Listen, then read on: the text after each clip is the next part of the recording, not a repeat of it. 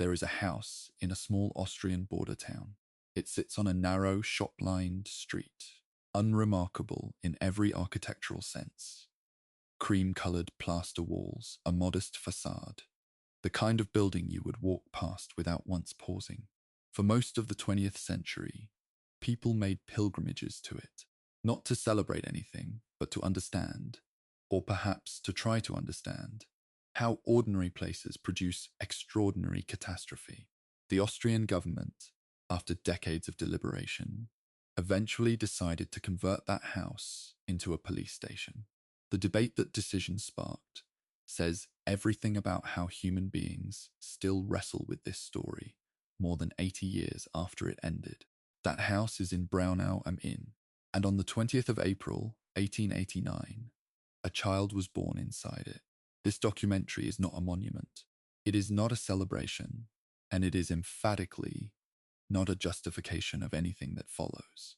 What it is an honest reckoning with one of the most studied and yet still incompletely understood biographical arcs in recorded history: the life of Adolf Hitler.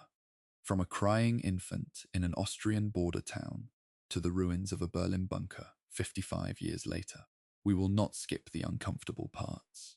We will not sanitize the failures, the resentments, or the mechanisms by which a struggling watercolor painter became the most destructive political figure of the 20th century.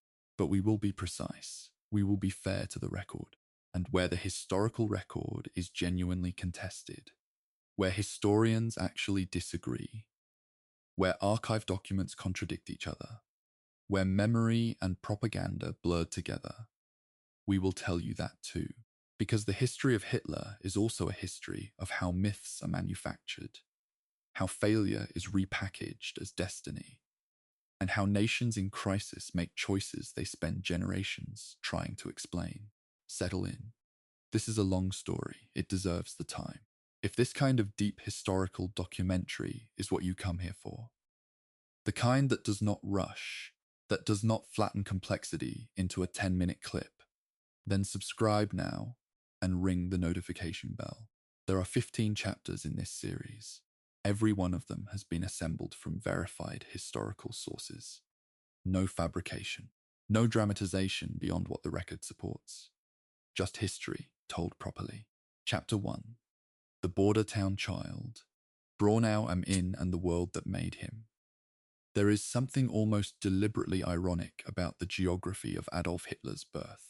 Braunau am Inn sits on the Inn River, which forms the border between Austria and Bavaria, between the Habsburg world and the German world, as if the place itself could not quite decide which nation it belonged to.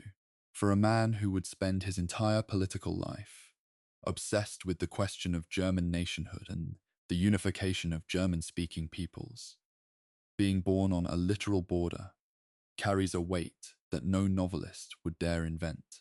He was born the fourth of 6 children to Alois Hitler, a customs officer, and his third wife, Clara Polt.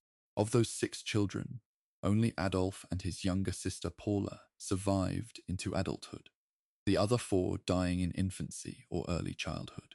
This was not unusual for the late 19th century, but it is worth holding in mind. Clara Hitler lost child after child. When Adolf arrived and survived, she invested in him with an intensity that contemporaries would later describe as something close to devotion. His father Alois, by contrast, is consistently described in the historical record as authoritarian, short-tempered, and emotionally remote. A man who had clawed his way out of rural obscurity into the respectability of the civil service and expected his household to reflect that achievement. The family moved repeatedly during Adolf's early years. Passau, Linz, a farm at Hafeld, following Alois's postings and promotions. These were not dramatic upheavals, but the ordinary migrations of a lower middle-class bureaucratic family in the Austro-Hungarian Empire. What they produced in the young Adolf, according to most biographers working from school records and testimony gathered after the war, was an inconsistent educational experience and a persistent sense of not quite belonging anywhere in particular. He was not a bad student in the early years. He was reportedly curious, verbally confident, and drawn toward drawing and art in a way that his father considered thoroughly impractical. The conflict between the boy who wanted to sketch buildings and the father who wanted a son in the civil service was apparently a source of sustained domestic friction. Alois Hitler died in January of 1903, when Adolf was 13 years old. The historical consensus is that this removed the main obstacle to the boy's drift away from formal education. His school performance, already declining, worsened noticeably. He left secondary school without a leaving certificate, a Matura, which in the Austrian educational system of that era effectively closed multiple professional and academic doors. His mother, Clara, continued to support him with the modest pension from Alois's civil service career.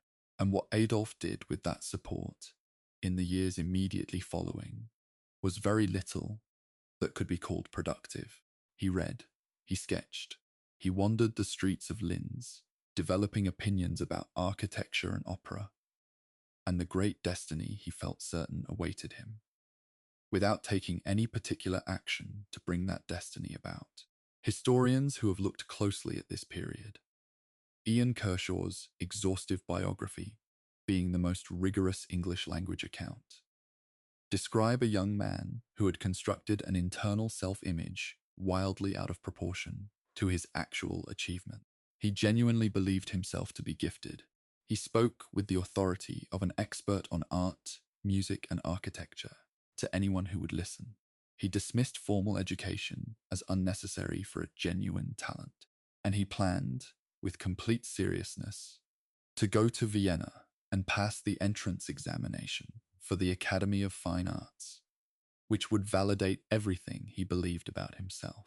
In the autumn of 1907, aged 18, he made that journey. He sat the entrance examination. He failed. The Academy's rejection was categorical. The examiners who reviewed his work, his test drawings, concluded that his figures lacked expressiveness, that his human anatomy was weak, and recommended he consider architectural drawing as an alternative. This was not a narrow miss. This was an institutional assessment that his chosen path was not viable.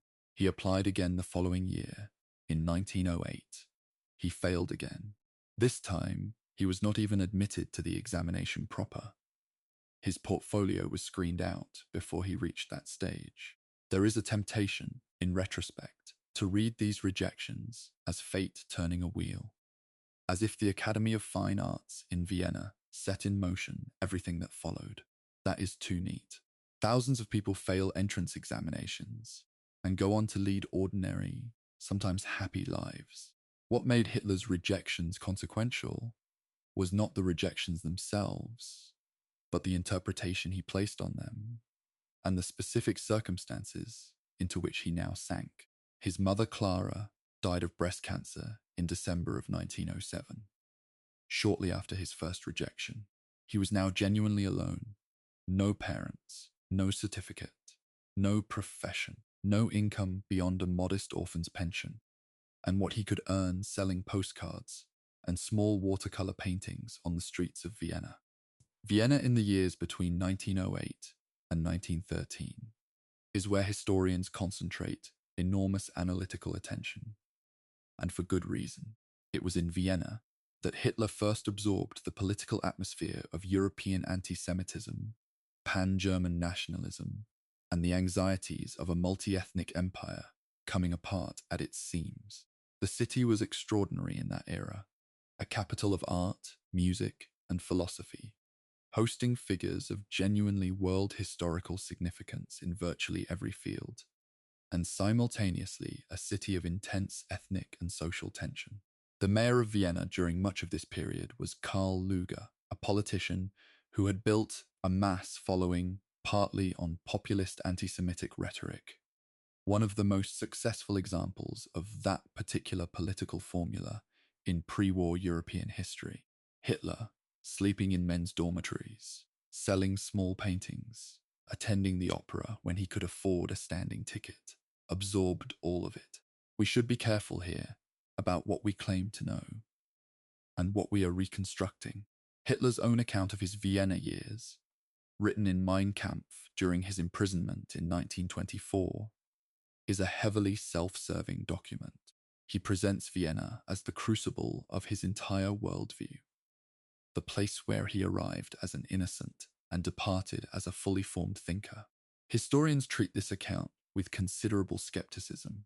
The timeline he presents does not always align with other evidence. The coherence he claims for his Vienna-era beliefs looks, in the documentary record, more like a retrospective tidying up of what were actually muddled, contradictory, and partially borrowed ideas. What we can say with confidence is that he was there, that he was poor, that he was angry, and that the city's political atmosphere left marks on him that never faded. By the spring of 1913, he left Vienna for Munich. He was 24 years old, unknown, unqualified, and carrying nothing of material value. What he carried in his head was a set of grievances, a fervent belief in German national destiny, and a conviction that the world had failed to recognize him correctly. The next act of his life would be shaped almost entirely by events he did not plan and could not have predicted, beginning with the outbreak of a war that would transform Europe beyond recognition. Chapter 2: The Dispatch Runner. Hitler in the First World War. When the war began in the summer of 1914, Adolf Hitler was 25 years old, living in Munich, and by every objective measure, a failed man. He had no career, no close relationships of the kind that leave documentary traces, no formal qualifications, and no obvious path toward anything that resembled the life he had imagined for himself back in Linz. The war, in this sense, was not an interruption to his life. It was, for him, a rescue. He volunteered immediately. There is a famous and contested photograph from this period, taken in the Odeonsplatz in Munich on the 2nd of August 1914, showing a large crowd celebrating the declaration of war. Hitler's face appears in the crowd, expression rapt, animated in a way that contemporary descriptions confirm. He later described the moment as one of release, as if the accumulated frustration of the previous years had finally found a legitimate outlet. Whether that emotional account is accurate or retrospectively polished, the factual core is solid. He volunteered for the Bavarian Reserve Infantry Regiment 16, known from its commander's name as the List Regiment. He was accepted, despite having previously been rejected for service in the Austrian military. The Austrian army had found him physically unfit just the previous year. The Bavarian army, in the mobilization frenzy of August 1914, was less selective. He went to the Western Front. He served as a Meldegänger, a dispatch runner, whose job was to carry messages from regimental headquarters to forward positions. This is a role that historians have sometimes been tempted either to over-dramatize or to dismiss entirely, and both extremes distort the record. Dispatch running at the regimental level was not the same as trench assault. It was not continuous frontline combat, but it was genuinely dangerous. Communication lines were under artillery fire. Runners moved through terrain that was actively being shelled. Men in this role were killed and wounded regularly. The work required physical courage and a reliable presence under pressure, and by the accounts available, including, significantly, the assessments of his own commanding officers. Hitler performed it consistently and without complaint across nearly 4 years of war. In December of 1914, he received the Iron Cross Second Class. In a letter to his former Munich landlord, he wrote that it was, in his words, the happiest day of his life. That letter exists. That sentiment, whatever we make of the man who expressed it, was real. The Iron Cross First Class, a considerably rarer decoration for a soldier of his rank. Enlisted men below non-commissioned officer rank almost never received it. Came in August of 1918. The circumstances surrounding this award have been the subject of genuine historiographical debate. And it is worth explaining that debate with some precision, because it illustrates exactly how the Nazi propaganda apparatus worked. The officer who nominated Hitler for the first-class decoration was Lieutenant Hugo Gutmann, the regimental adjutant. Gutmann was Jewish. This single fact became a source of intense discomfort for the later Nazi narrative, which needed Hitler's military honor to be a product purely of Aryan heroism rather than a Jewish officer's administrative endorsement. As a result, accounts multiplied, contradicting each other in their specific details, in which Hitler had personally captured large groups of enemy soldiers through individual acts of extraordinary bravery. These accounts, as researchers examining the documentary record have noted, do not appear in contemporary sources. They appear years later in Nazi-era publications, and they cannot be reconciled with each other or with the regimental dispatches from the relevant period. What the actual record supports is this. Hugo Gutmann made the recommendation following a particularly dangerous delivery run. The commendation was approved by the regimental commander. It praised long service reliability and conduct under fire across an extended period. Not a single dramatic act of individual heroism. The award was real. The heroism was real, in the sense that doing that job for 4 years in those conditions required genuine courage. But the mythology layered on top of it was confected afterward by people who could not tolerate the inconvenient truth that a Jewish officer had done his career a considerable favour. In October of 1918, Hitler was caught in a British mustard gas attack near Werwick. He was temporarily blinded and evacuated to a military hospital in Passwalk, in Pomerania. He was there, recovering, when the news arrived that Germany had signed the armistice. The war was over. Germany had surrendered. His reaction, as he later described it, was one of prostration, physical collapse, tears, an experience of psychological devastation that he claimed had no parallel in his personal experience. Historians debate whether this account is literally accurate or significantly dramatized for effect in the telling. What is not in debate is that the end of the war, arriving as it did in the specific circumstances of his temporary hospitalization, crystallized in him a bitterness and a narrative that would define everything that followed. Germany had not been defeated on the battlefield. This is what he, and many others in the German nationalist milieu, told themselves and each other.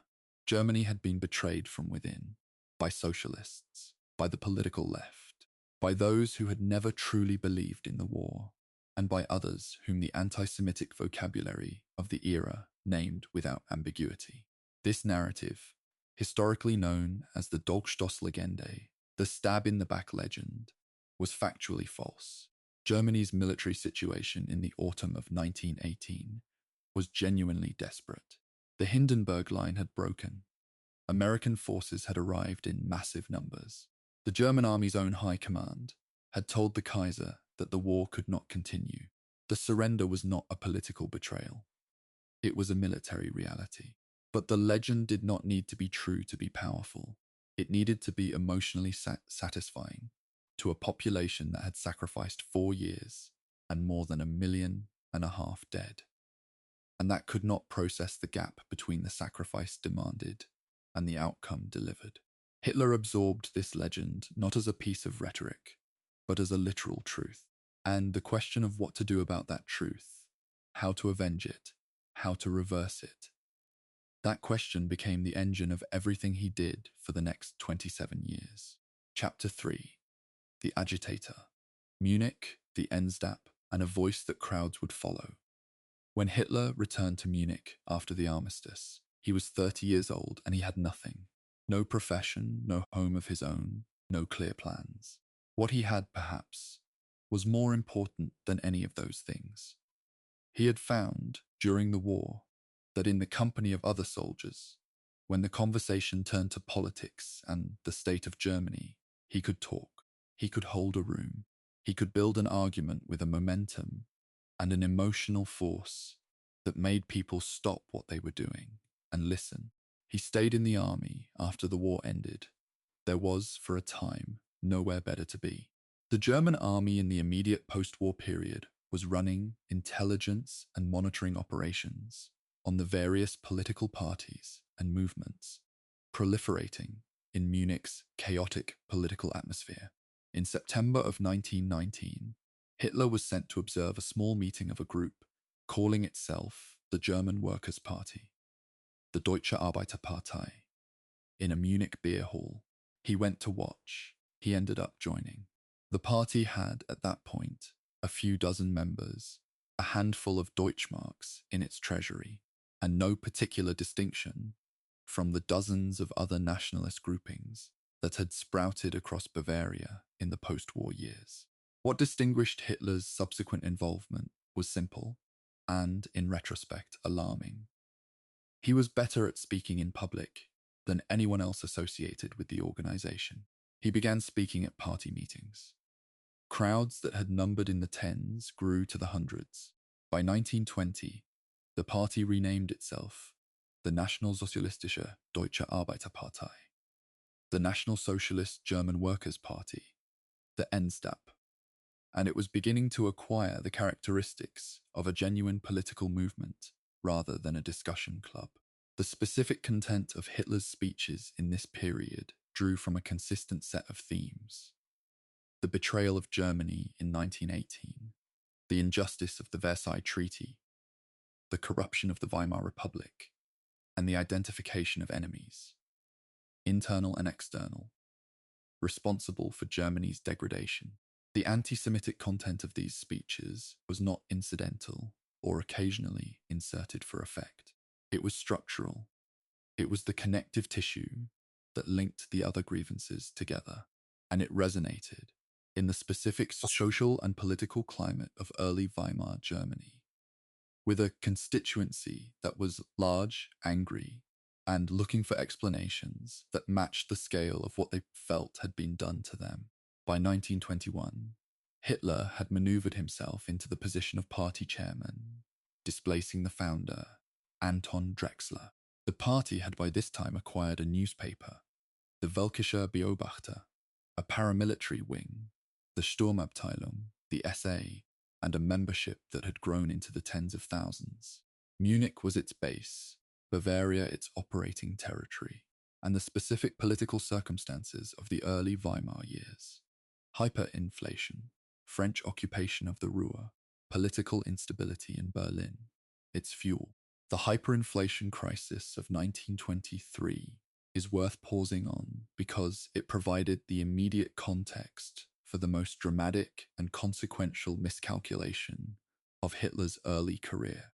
By the middle of that year, the German mark had collapsed to a degree that defies easy description. Prices changed by the hour. Workers were paid multiple times a day to stay ahead of devaluation. Middle-class savings accumulated over lifetimes were rendered worthless in months.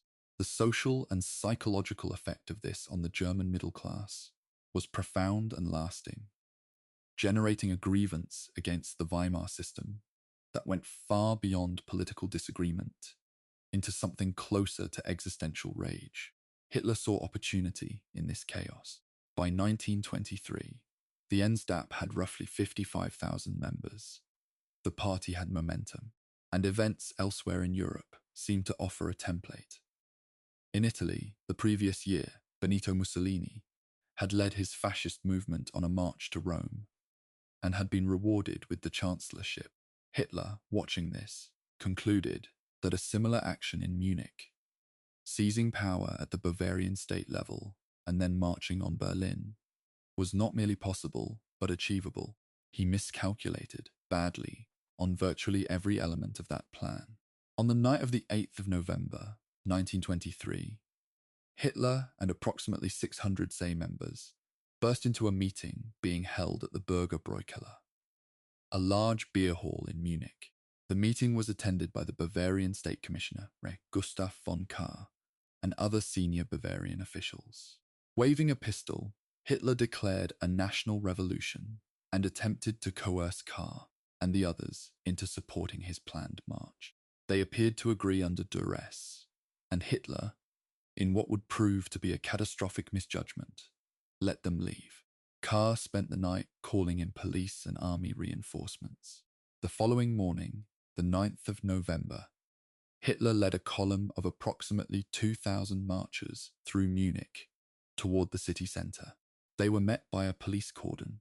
In the confrontation, 16 Einstat members and 4 police officers were killed. Hitler was pulled to the ground. Accounts differ on whether he fell or was dragged. And in the immediate chaos, he fled the scene. He was arrested 2 days later, hiding at the home of Ernst Hanfstaengl in the countryside outside Munich. He was tried for high treason in February of 1924. The trial should have been a catastrophe. In a functioning legal culture, a man convicted of attempting a violent armed coup against the legitimate government would receive the maximum available sentence. He received 5 years in Landsberg prison and served less than 9 months. The leniency of the sentence, historians have consistently noted, reflected a judicial and political establishment in Bavaria that had considerable sympathy with the nationalism underpinning the putsch, even if it could not openly approve the method. Hitler used his trial as a platform, speaking at length to the court and to the press about German betrayal and national destiny. And the coverage made him a nationally known figure for the first time. He had come to Munich to overthrow the Weimar Republic and had ended up with a book deal and a national profile. The book was Mein Kampf. He dictated much of it in the relatively comfortable conditions of Landsberg prison, with his deputy, Rudolf Hess, taking down the text, published in 2 volumes, the first in 1925, the second in 1926. It was verbose, repetitive, and in its prose style deeply unpleasant to read. It was also, in its ideological content, entirely explicit. Everything it promised about what Hitler intended to do, if given power, was in print, available for anyone who chose to read it carefully. Millions of Germans read it. The question of how seriously those readers took its most extreme passages has occupied historians ever since. Chapter 4: The Lean Years and the Coming Storm, 1925 to 1929. There is a period between the failed putsch and the onset of the Great Depression that tends to get compressed in popular accounts of Hitler's rise, treated as a kind of placeholder between the dramatic failure of 1923 and the dramatic success of the early 1930s. This compression is a mistake. The years between 1925 and 1929 were, in organizational terms, the years in which the Einstat transformed from a Bavarian street movement with a charismatic leader into a nationally structured political party capable of fighting elections and building a mass base across Germany. When Hitler was released from Landsberg in December of 1924, the political landscape had shifted. The hyperinflation crisis was over. The introduction of a new currency, the Rentenmark, had stabilized the economy, and Germany was beginning a period of relative prosperity and political normalization. The Einstat had been banned following the putsch. When the ban was lifted, Hitler had to rebuild from a weakened position, and he did so in a context where the crisis conditions that had made his message resonate in 1923 had substantially dissipated. He concluded, from all of this, that a second putsch was not the answer. The lesson he drew from 1923 was not that violent political action was wrong. His worldview left no room for that conclusion, but that it required a different kind of groundwork. He would use elections. He would build a party that could compete in Germany's democratic system, win votes, acquire representation, and use the mechanisms of the state to achieve what street violence had failed to deliver. This decision, to work within the democratic system toward the goal of destroying it, is one of the most studied strategic pivots in modern political history. The Einstat in the mid-1920s was not an insignificant organization, but its electoral results were genuinely modest. In the Reichstag elections of May 1928, the party won 2.6% of the national vote, 12 seats in a parliament of nearly 500. By any conventional measure, this was the performance of a fringe party. In Munich and in parts of Bavaria, the organization had local strength. Nationally, in a Germany that was, by 1928, experiencing real economic growth and relative political stability, the NSDAP's message of national humiliation and conspiratorial betrayal simply did not resonate with a majority of voters who were, cautiously, feeling better about their circumstances.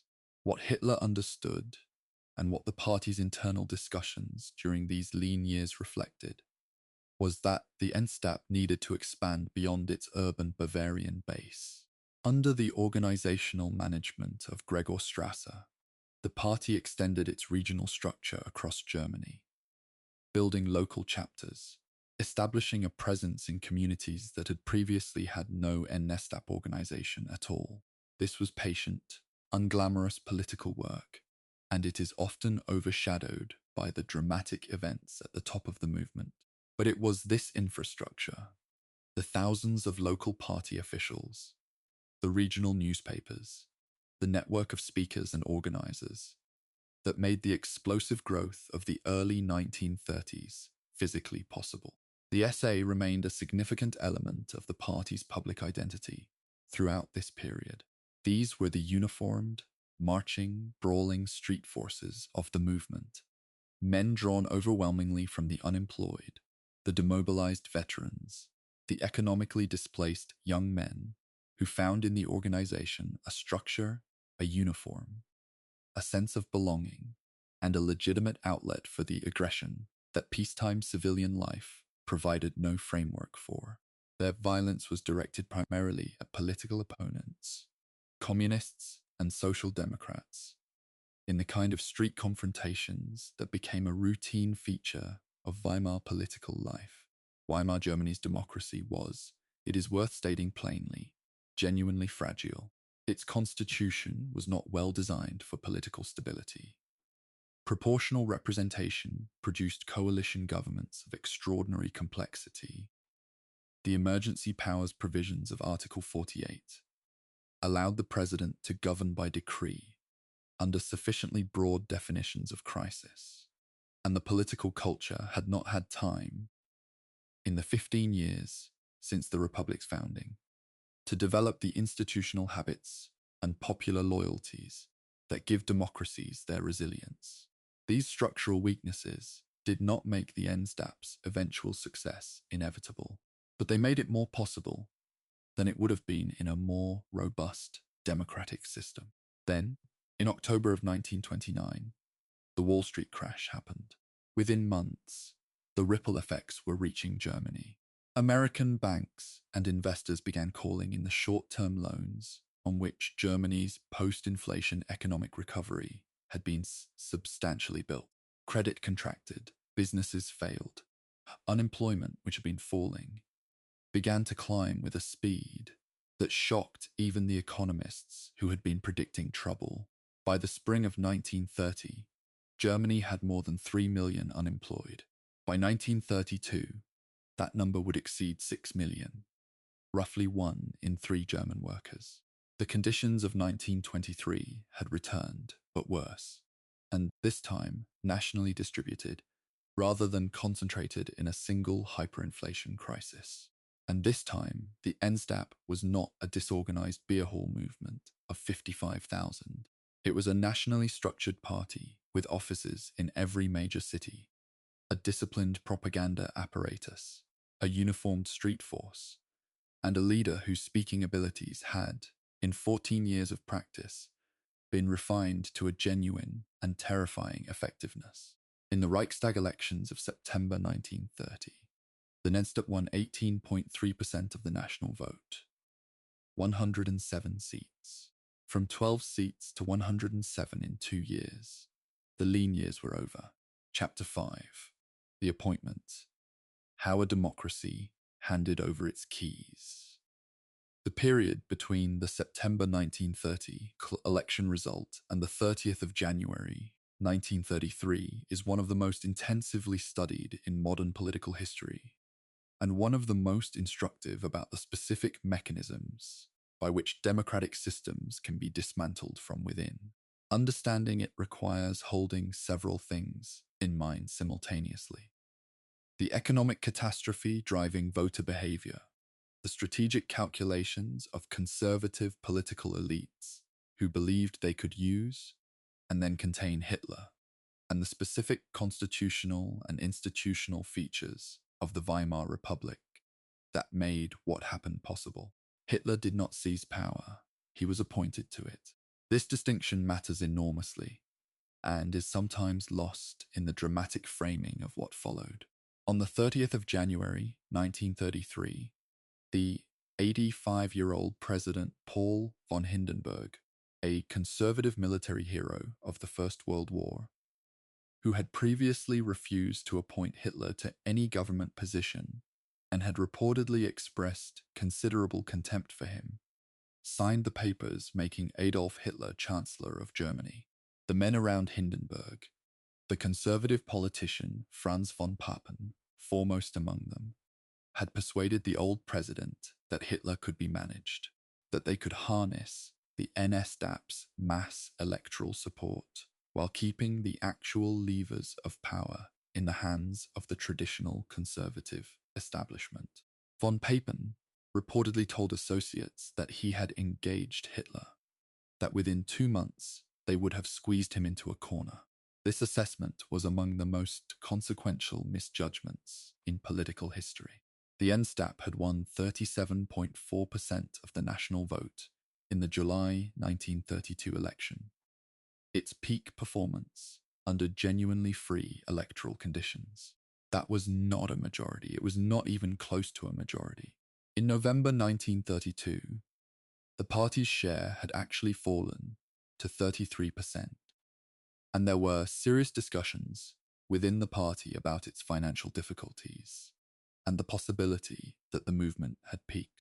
It was the conservative establishment's decision to invite Hitler into government, not the German electorate's, that placed him in the chancellorship.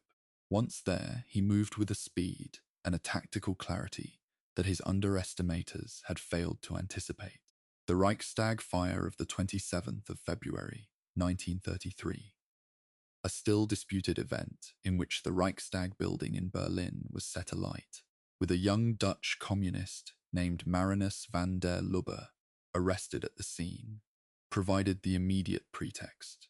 Hitler moved within hours.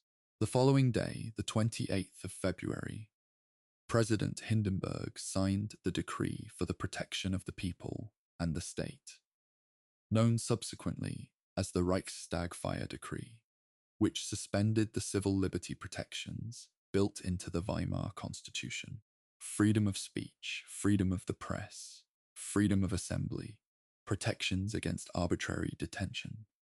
All of it suspended, ostensibly as a temporary emergency measure. The emergency lasted 12 years. Elections held on the 5th of March, 1933, in the midst of a massive SA intimidation campaign against opposition parties, with the Communist Party already effectively suppressed by mass arrests, still did not give the NSDAP an outright majority.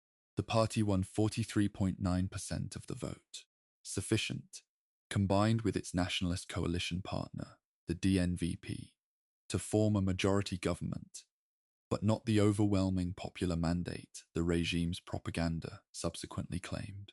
What transformed a coalition government into a legal dictatorship was the Enabling Act, passed by the Reichstag on the 23rd of March, 1933.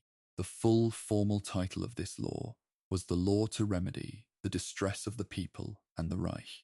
What it actually did was transfer all legislative powers to the Reich cabinet, meaning, in practice, to Hitler, without requiring approval from either the Reichstag or President von Hindenburg.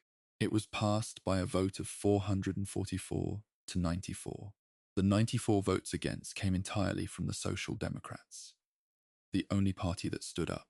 in that chamber on that day and voted no. Every other non-communist party, including the Catholic Centre Party, voted to hand over the constitutional framework of the German Republic. The passage of the Enabling Act is where the word legal becomes deeply uncomfortable.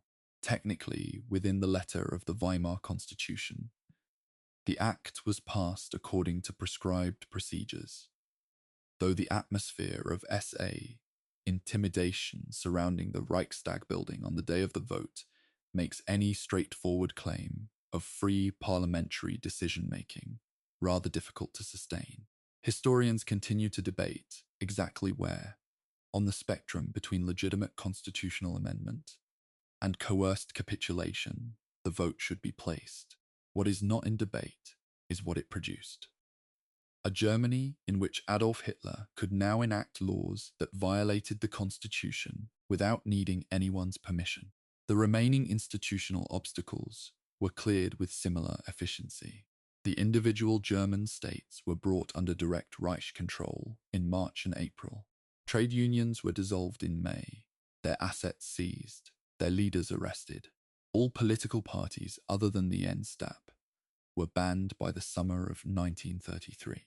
In the space of roughly 5 months, a functioning, if imperfect and fragile, multi-party democratic republic had been transformed into a single-party state, with a leader empowered to govern by personal decree.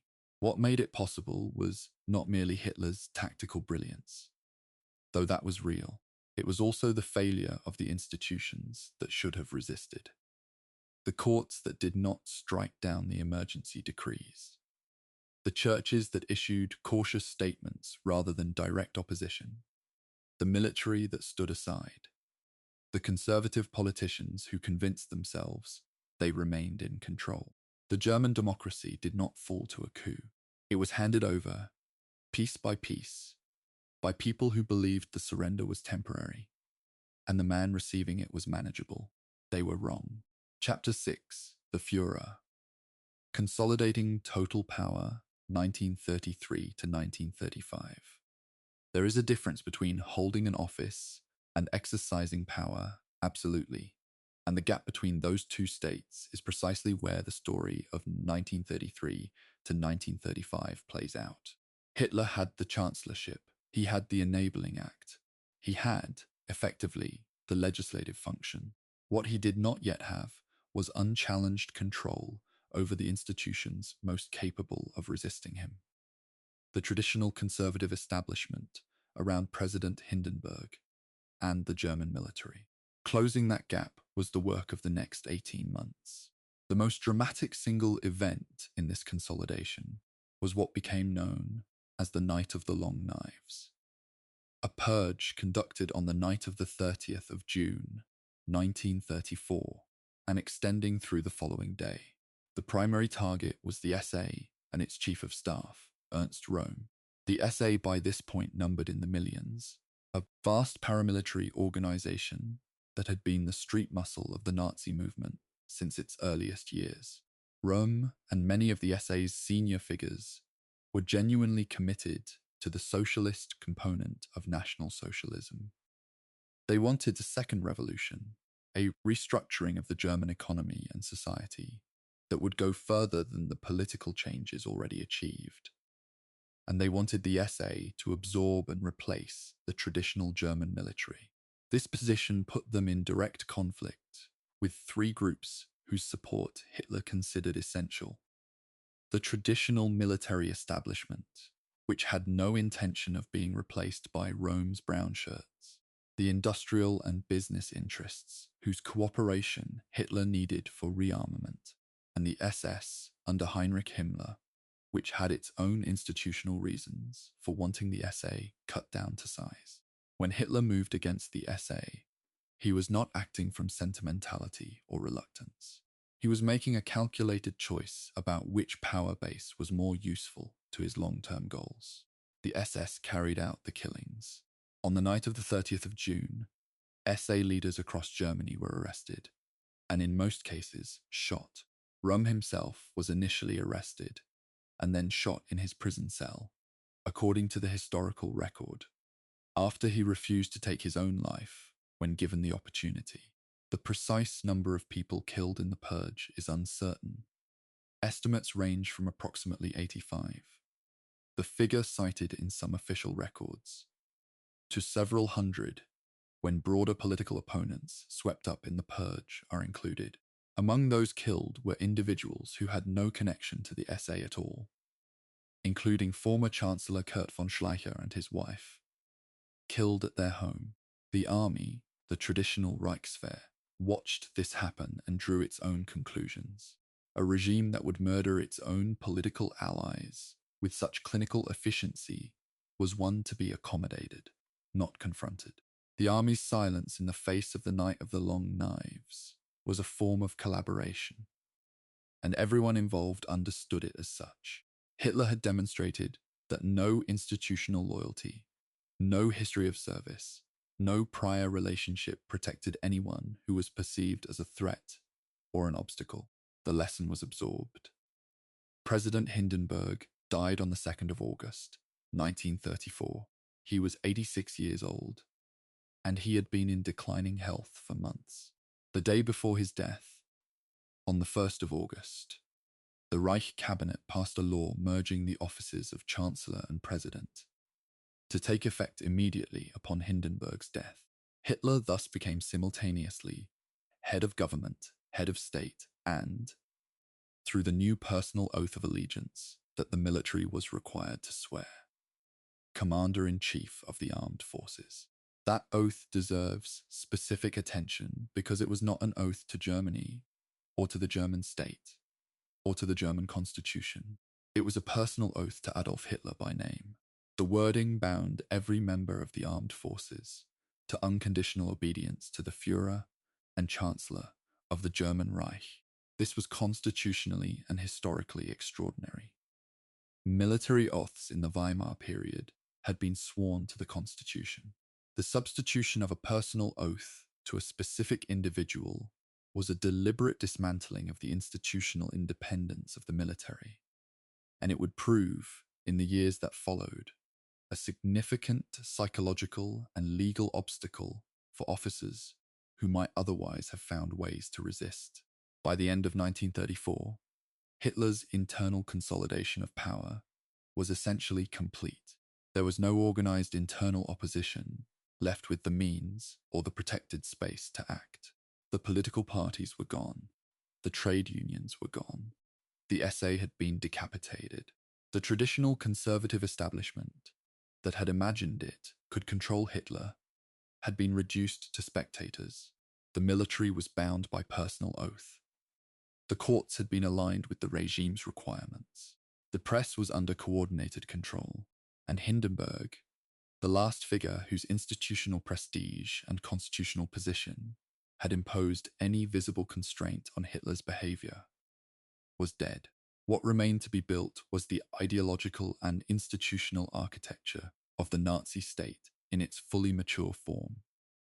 The apparatus of the Nuremberg laws, of rearmament and the recovery of German military power, of foreign policy ambitions that would bring the continent back to war within 5 years. But all of that required the foundation that now existed.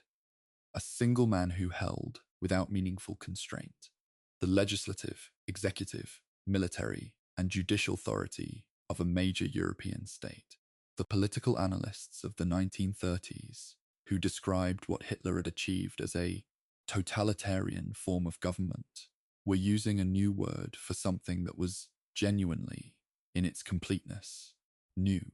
Not since the absolute monarchs of earlier centuries had a single individual held such concentrated power over a major European state. And even the absolute monarchs had operated within frameworks of aristocratic convention, religious authority, and dynastic obligation that constrained their freedom of action. Hitler's authority, by the end of 1934, had none of those constraints. He answered to no one. The question of what he would do with that authority, where he would turn it, what he intended to build, and what he intended to destroy, was answered in broad outline in Mein Kampf, available in print since 1925. The world had been given fair warning. Whether it had read the warning and what it chose to do with what it had read is the story that begins in the next chapter. Chapter 7, The Rearmament Years. Building the Machine, 1933 to 1938. There is a moment early in the construction of any large structure when it becomes clear that what is being built is not a renovation. The footings are too deep. The steel is too heavy. The supply chain too extensive, too deliberate, too expensive to have been assembled for anything other than a very specific and very large purpose. Germany in the years between 1933 and 1938 was that moment. A nation publicly presenting itself as a recovering economy and a peaceful European partner, while in its factories, its barracks, and its military planning offices, constructing something whose scale and specificity had only one possible application. When Hitler came to power in January of 1933, Germany's military establishment was constrained by the Treaty of Versailles to an army of 100,000 men, the Reichswehr, with no air force, no submarines, and severe restrictions on artillery, armor, and the size of individual warships. These constraints had been designed in 1919 to ensure that Germany could not again threaten its neighbors. They had been resented in Germany from the moment of their imposition, across the political spectrum, by conservatives and socialists alike, by veterans and civilians, by people who otherwise agreed on nothing. The Versailles restrictions were the one grievance that genuinely united German public opinion, and Hitler exploited that unity from the very first weeks of his chancellorship. The process of rearmament was not conducted as a dramatic announcement of defiance. It was conducted initially as a series of incremental expansions that pushed against the treaty's boundaries, rather than directly tearing through them. The existing Reichswehr was expanded. Training was accelerated.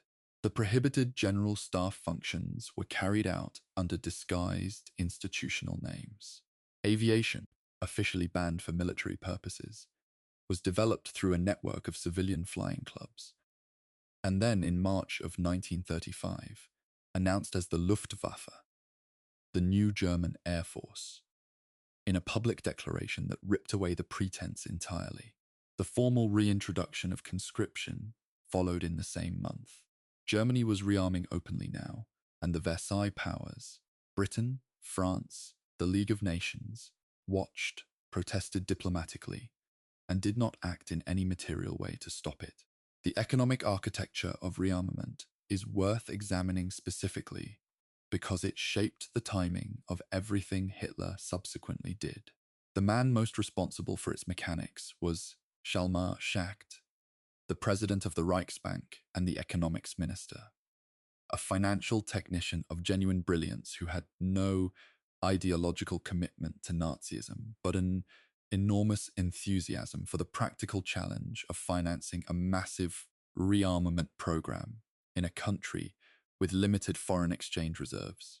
Schacht's instrument was the Mefo bill, a form of government-backed credit instrument issued through a dummy company called the Metallurgische Forschungsgesellschaft, which allowed the government to finance arms contracts without those expenditures appearing immediately in the official budget figures. This was not conventional economics. It was a sophisticated form of deferred debt, and it worked for a time with remarkable efficiency. By 1936, Hitler announced a 4-year plan under the direction of Hermann Göring, with the explicit stated goal of making Germany self-sufficient in key war materials and having the German military ready for war within 4 years. The gap between public economic policy and military preparation, which Schacht had maintained with some care, was effectively abolished. Germany was now officially and explicitly reorganizing its entire economic life around the requirements of a war economy. Schacht resigned in 1937, partly over the financial unsustainability of the pace of spending, and he was replaced by figures more amenable to the priorities Hitler was setting. The German economy was by this point not a peace economy that happened to include a military. It was a war economy that happened to include a civilian sector. The Rhineland reoccupation of March 1936 was the first territorial action of the rearmament period, and its success, or more precisely, the absence of any effective response to it, shaped Hitler's assessment of what he could get away with for the next 3 years. Under the terms of both Versailles and the Locarno treaties, the Rhineland, the German territory west of and immediately east of the Rhine River, was demilitarized. German troops were not permitted there. On the 7th of March, 1936, roughly 19 German battalions marched in. The French army had on its border a force that dwarfed the German contingent. The German troops had, according to accounts gathered from participants in the years after the war, orders to withdraw immediately if French forces advanced. France did not advance. Britain counselled restraint. The League of Nations passed a resolution of condemnation. The German troops stayed. Hitler later described the 48 hours following the Rhineland March as the most nerve-wracking of his life to that point. He had taken a genuine gamble. The German military, which had been deeply uneasy about the operation, was not yet ready for a serious armed confrontation with France. If France had moved, the operation would have been reversed, and the consequences for Hitler's domestic political position would have been severe. France did not move, and from that moment, Hitler's confidence in his own judgment and his assessment of the Western powers' willingness to use force was recalibrated in ways that made each subsequent step more likely. The lesson he drew was not that he had been lucky, it was that he had been right. The Spanish Civil War, which began in July of 1936 with General Francisco Franco's revolt against the Spanish Republic, provided Germany with something extremely valuable: a testing ground. The German Condor Legion, an air and ground force unit dispatched to support Franco, gained operational experience in conditions of real combat that no training exercise could replicate. German aircraft types, tactical doctrines, close air support methods, and anti-aircraft systems were evaluated against actual adversaries under actual conditions. The strategic bombing of Guernica in April of 1937, carried out primarily by the Condor Legion, provided the world with both a demonstration of what the Luftwaffe was capable of and a signal, not widely enough heeded, of the character of the warfare that Germany was preparing to conduct. The Berlin Olympics of 1936 deserve a specific mention because they represent a different dimension of Hitler's external strategy: the dimension of image management. The games were used with considerable skill as a demonstration of German efficiency, discipline, and civic pride, deliberately designed to reassure international visitors that National Socialist Germany was a confident, modern, peaceful nation rather than the aggressive, revisionist power that its rearmament pace suggested. Foreign dignitaries attended. Journalists wrote admiring pieces about German organization.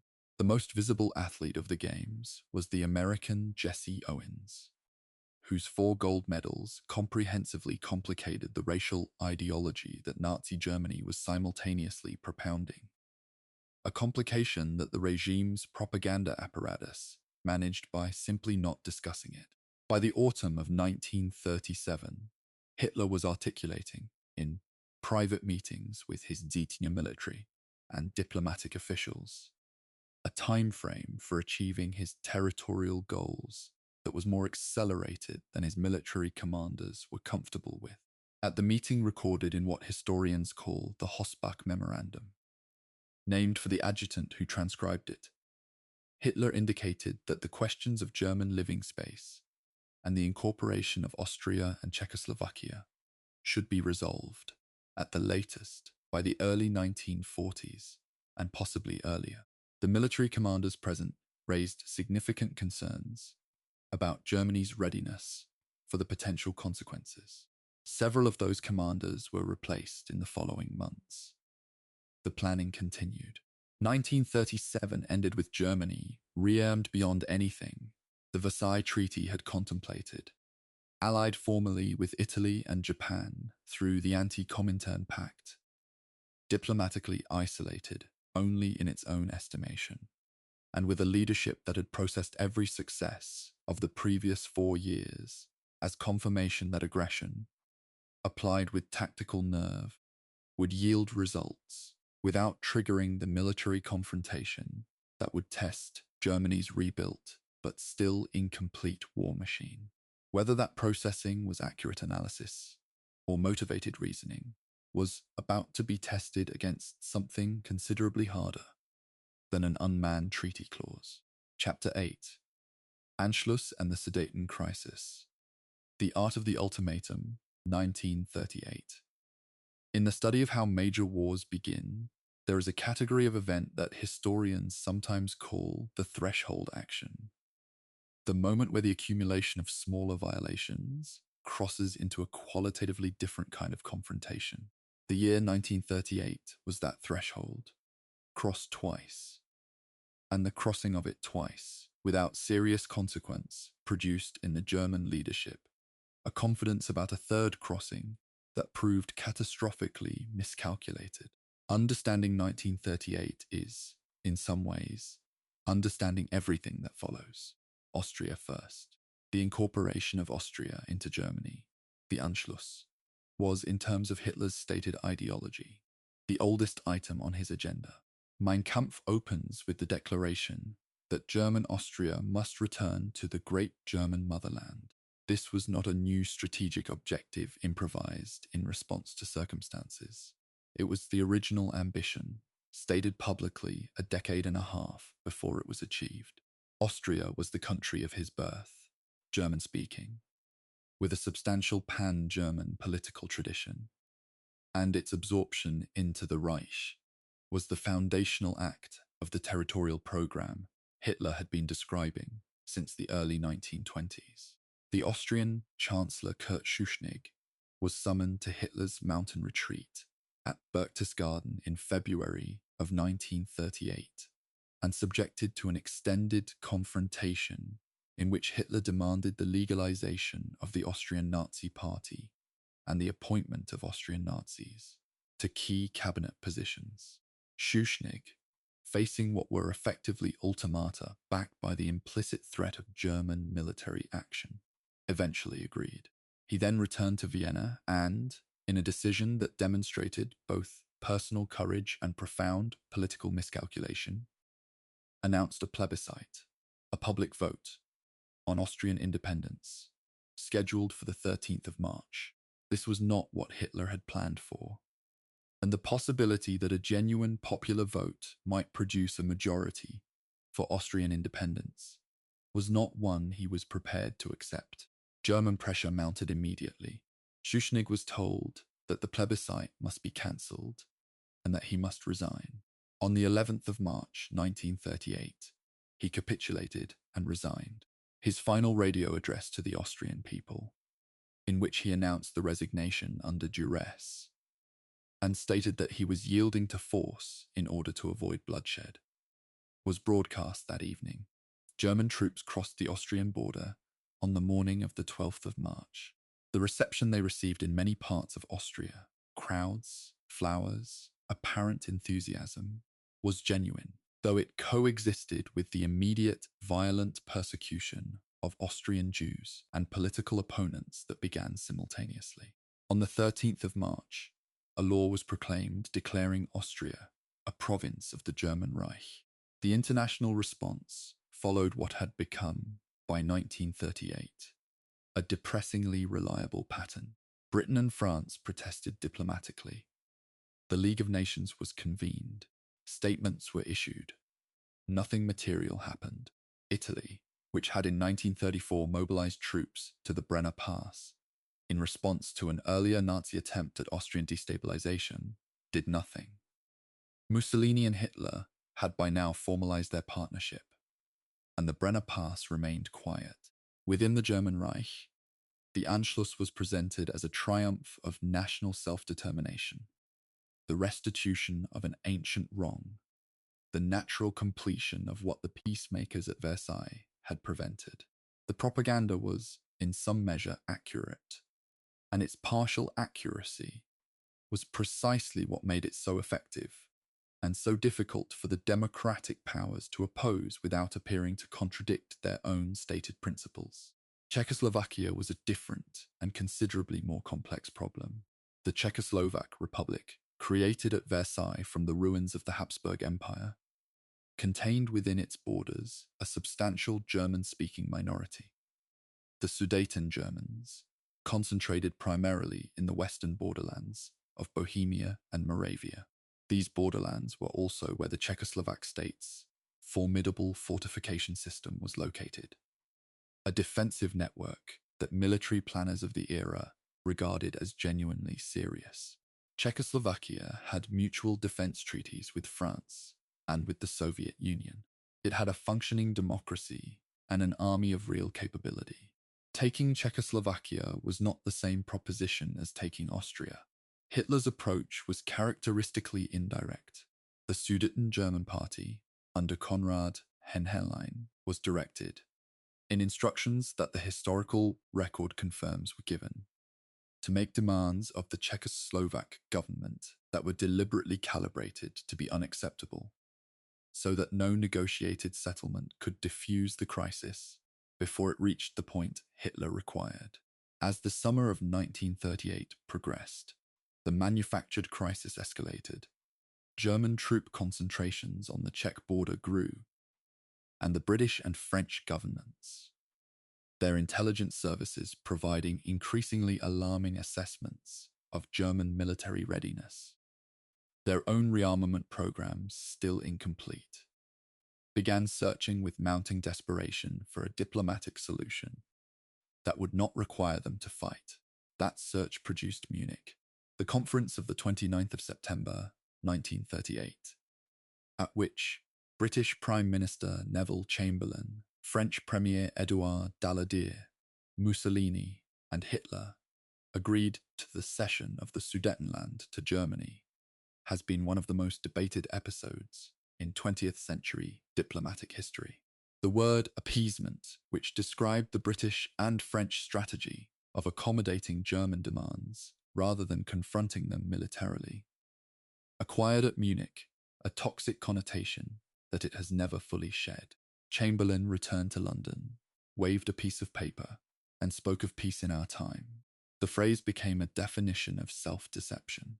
The historical debate about Munich is more nuanced than its popular reputation suggests. The argument in favor of the Munich Agreement, made by serious historians, and not merely by apologists, rests on the genuine military disparity of September 1938. British and French rearmament was genuinely incomplete. Czechoslovakia's French alliance was diplomatically ambiguous, and the Soviet Union's ability and willingness to honor its treaty obligations to Czechoslovakia were uncertain. The argument against holds that the Sudetenland's loss destroyed the military value of the Czech fortification system, that the moral capitulation emboldened Hitler to believe the Western powers would accept further violations, and that Czechoslovakia itself was not consulted in any meaningful way about the agreement that dismembered it. Both arguments contain substantial truth. What the historical record does not support is any reading of Munich as a success, even on its own terms.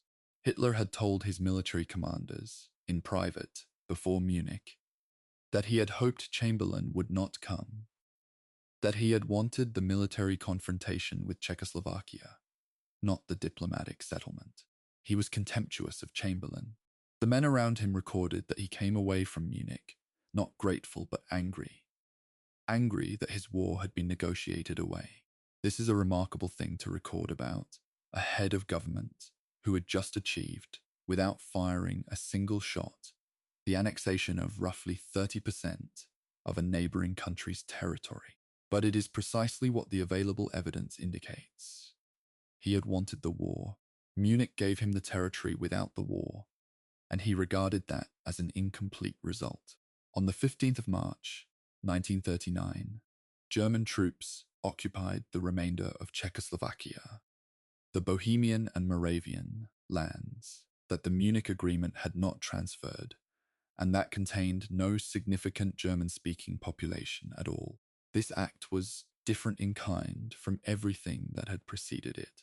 The Rhineland, the Anschluss, the Sudetenland. Each of these could be presented, with varying degrees of cynicism, as the rectification of injustices imposed on German-speaking peoples. The occupation of Prague carried no such fig leaf. It was the conquest of a non-German people, the obliteration of an independent state that had been created with the active support of the same Western powers now watching it disappear. The effect on British and French public opinion, and on the governments that served that opinion, was profound and rapid. Within days, Britain extended a guarantee to Poland, the next obvious target of German expansion. The era of appeasement was formally over. But the question of whether that realization had arrived in time was one that would not be answered until September. Chapter 9. The Road to September. Poland, the Pact, and the Decision for War. The guarantee Britain extended to Poland in late March of 1939 did not slow the German planning process. It accelerated it, in the sense that it made the diplomatic calculus more urgent and forced decisions about timing that might otherwise have been deferred. Hitler's response to the British guarantee, as recorded in the accounts of those around him, was not alarm, but anger.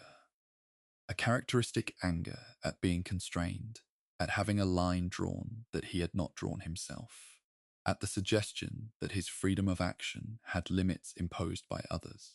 He told his military chiefs, in April of 1939, that he would deal with Poland at the first suitable opportunity.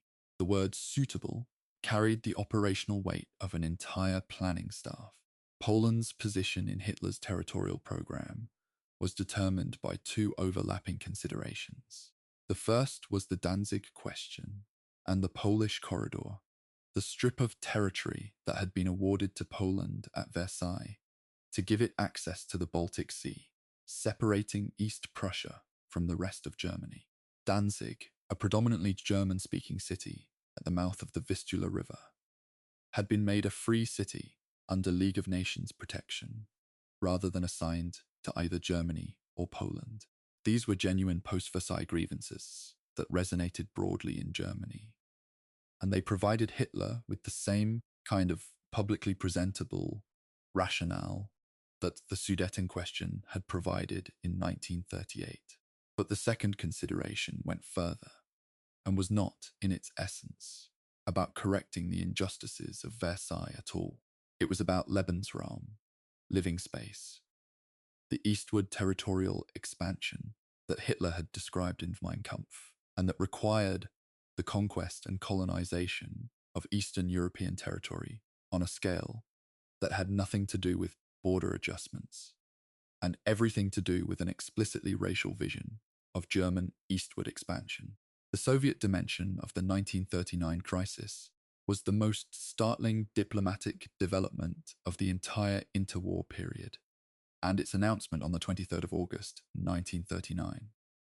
The Nazi-Soviet Non-Aggression Pact produced genuine shock across Europe and beyond. Germany and the Soviet Union had been defined, in the political language of the 1930s, as ideological opposites and mortal enemies. The NSDAP had built much of its political identity around anti-communism. Hitler's writings described the Soviet Union in terms of explicit contempt. The Communist International had spent years characterizing the Nazis as the extreme expression of capitalist reaction. For these two regimes to sign a non-aggression pact, and, in the secret protocol attached to that pact, to divide Eastern Europe between themselves into respective spheres of influence, was a conjunction that the conventional political categories of the era simply could not accommodate. For Hitler, the pact was tactical rather than strategic. It solved the immediate problem of the two-front war.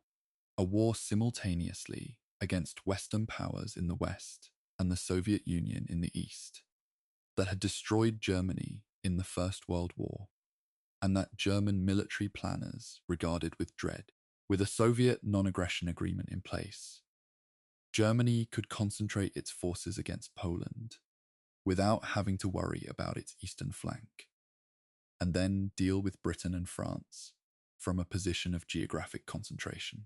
That the Soviet Union was simultaneously receiving eastern Poland, the Baltic states, and Finland as its share of the carve-up under the Pact's secret protocol was a price Hitler was entirely willing to pay, partly because he regarded Soviet power as something to be permanently dealt with once the Western powers had been neutralized at a time of his own choosing.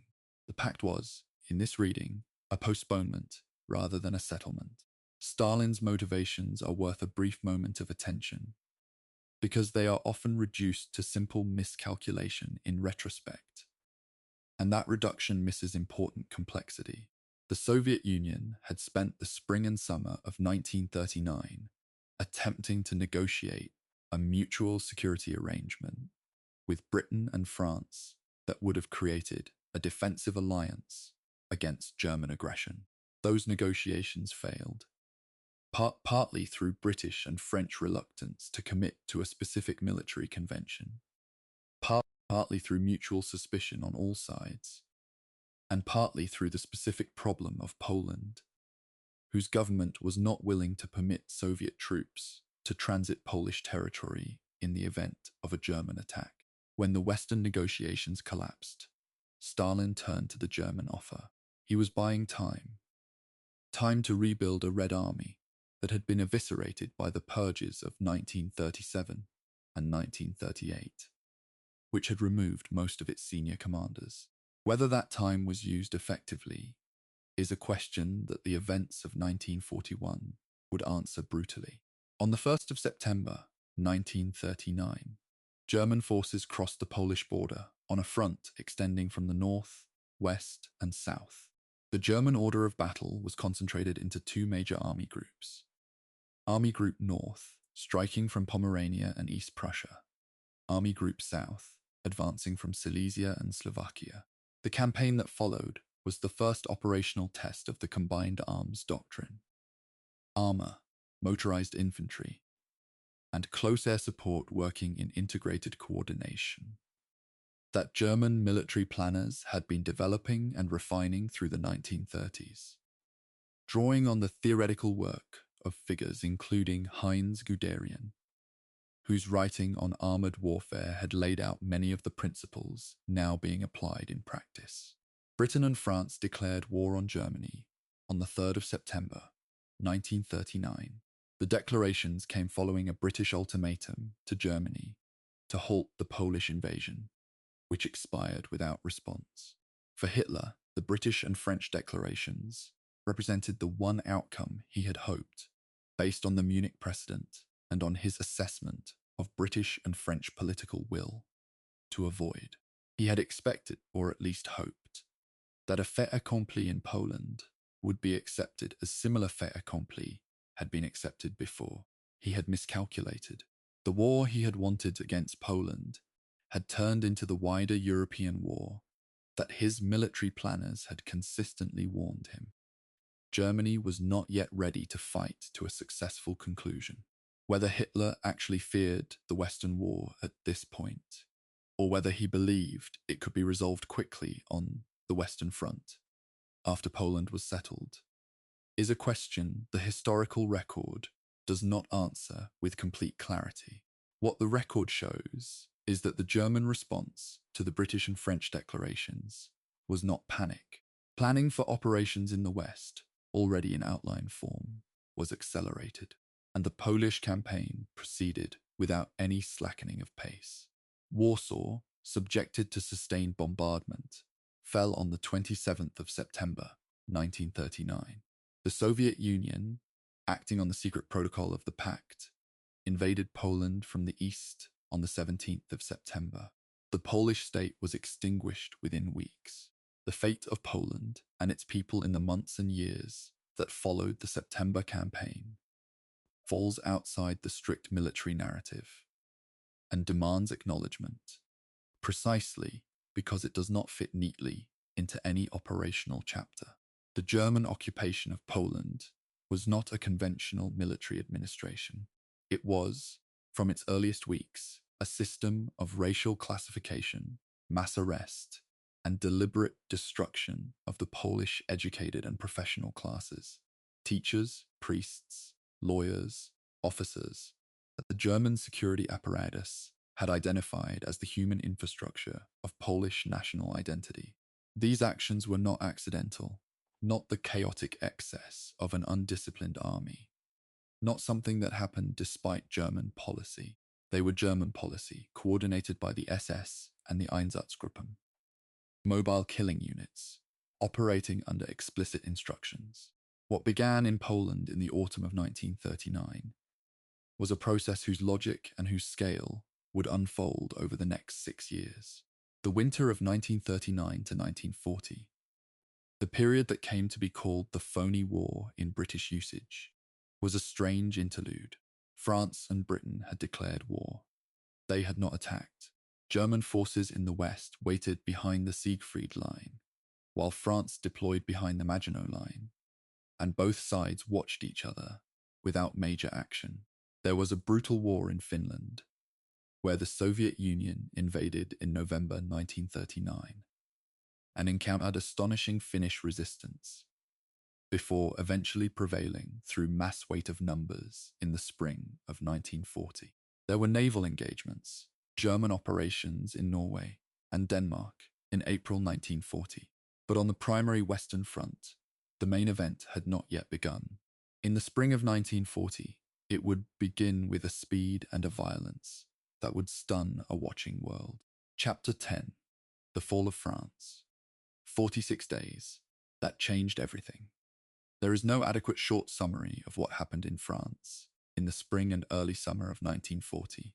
The standard description, that France fell to Germany in 46 days, is technically accurate and profoundly misleading.